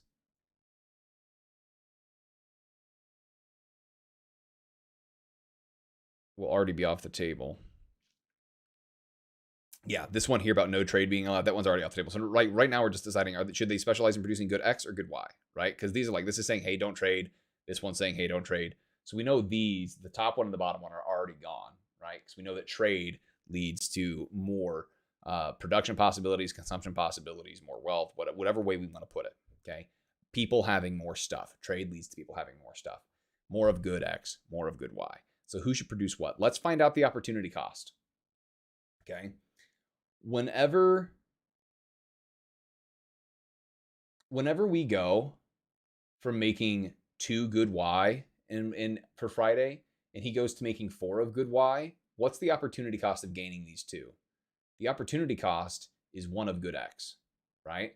Another way of saying this is that, if the benefit is 2 and the cost is 1, right? Essentially, whenever they make 2 here, they lose 1. Or whenever they make 1, they lose a half, right? So the opportunity cost of 1 good Y for Friday is half of good X. So the opportunity cost of making Y is 0.5. So now we need to find out who, like, is this going to be lower? Well, whenever they go from making 1 to making 2, they gain 1, but they lose 1, right? Losing 1 is more than losing half. So Friday should focus on good Y, leaving Friday should focus on good Y, and Crusoe would then focus on good X, right? Which leads us to right there, okay? Because if you find who has the lower comparative advantage in one, you know the other one's going to have the comparative advantage in the other good, okay? That's how you can work through these. Let me know if you need help with any particular one, okay? So here, we just have a production possibilities curve. That's my go-to-bed sound. Here we have a production possibilities curve, and it's just saying as you move from one point to another point, what's the opportunity cost? So it's saying the opportunity cost of obtaining 10 additional toasters by moving from point B to point A is what? Okay, so we're moving from point B, okay, and then moving to point A, and I just realized that this is actually going to be a very cheeky question, okay? This would be much easier if it was saying moving from point D to point A, because we're, you know, as we're making, what would that be? As we're making 20 more toasters, we're giving up the opportunity of making 30 toothbrushes, okay, as we move from D to A. But this is saying we're moving from point B to point A, okay? And the diehard in me is saying that there's always an opportunity cost, because these toothbrushes, you know, we could just be having them, you know, we could just be having those resources sitting there, right, in the event something happens, and now we lose the opportunity. So, in truth, though, there's idle resources, right? Because right here, if we go from making 20 toasters and 30 toothbrushes to making 30 toasters and 30 toothbrushes, we're not losing any toothbrushes, right? So as much as I like to say that there's no such thing as a free lunch and there's always opportunity costs, we're not losing any toothbrushes at all, right? Which means that, oh gosh, right? There is no opportunity cost. That kills me, right? But you may also have a question that says you're moving from point D to point A, and essentially you would just look at how many less toothbrushes you're getting. In that case, it'd be we gain 20 toasters, but we lose the 30 toothbrushes. Okay, guys, are there any questions on quiz 1, quiz 2? I will be unlocking quiz 3 tomorrow for you guys to ask me any questions. If you want to have any, you come to office hours on Wednesday. Those of you that weren't able to make it to the office hours on Wednesdays and will not be able to make it to the office hours on Wednesday, were you able to at least go back and see the VOD and watch that and be able to get an idea of what the essay questions will look like? What do we got? As well as if anyone has anything at the end of class here before we wrap up. Don't leave just yet. I want to see if anyone is going to type anything here for the end of class just to get us out of here. But are there any questions as we finish up? Any questions on quiz 1 or quiz 2? Was getting access to the office hours VOD okay? Let me know how we're looking.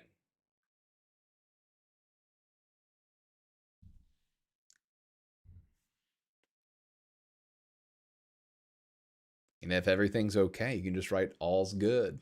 You can write that as well. I'm going to go in and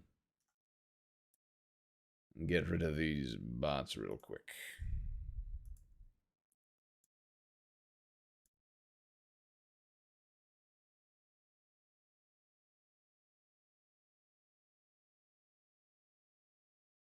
Am I not able to ban someone from chat? I can put them in timeout, I guess. Yeah, this video will be on Brightspace. Yes.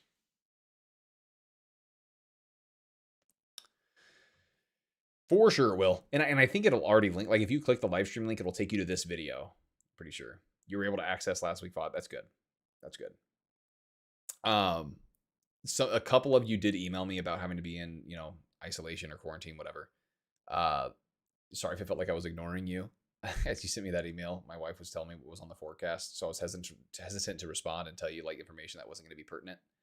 So hopefully you felt answered as I put up the the announcement last night as far as me wanting to do this. So my bad.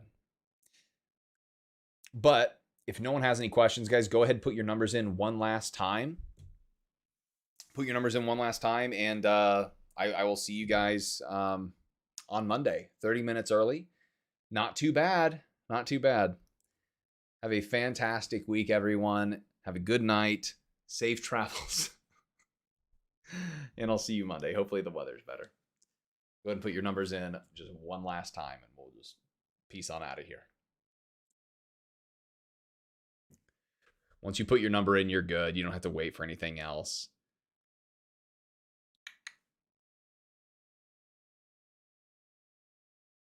And thank you all for sticking around. If we do this again, I don't know. Maybe instead of putting numbers in, maybe I'll have you guys like, you know, I'll do it like a discussion board for each, you know, comment you type. I'll give you credit or something, because I could scroll through the chat log and see people communicating and whatever. But thank you for working with me and helping us get through this. I am just gonna, the rest of the stream isn't gonna be any fun or exciting stuff. I'm just gonna be going through, putting, you know, marking people as present. So thank you so much, guys.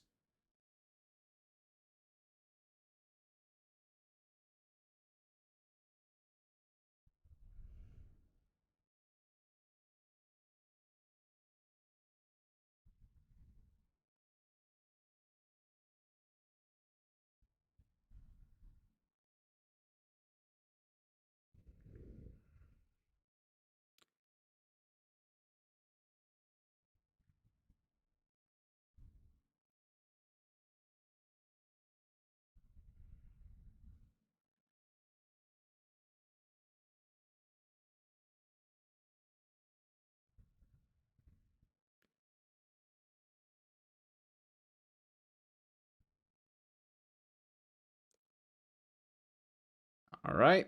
That's everybody. I got everyone was always present for every single check. Guys, have a fantastic week. I will see you on Monday. Quiz 3 will be going up tomorrow. It's not due for a minute, but also keep in mind there is the first essay. Okay, information on that can be found on Canvas in the syllabus. Canvas, Brightspace in the syllabus. See you guys.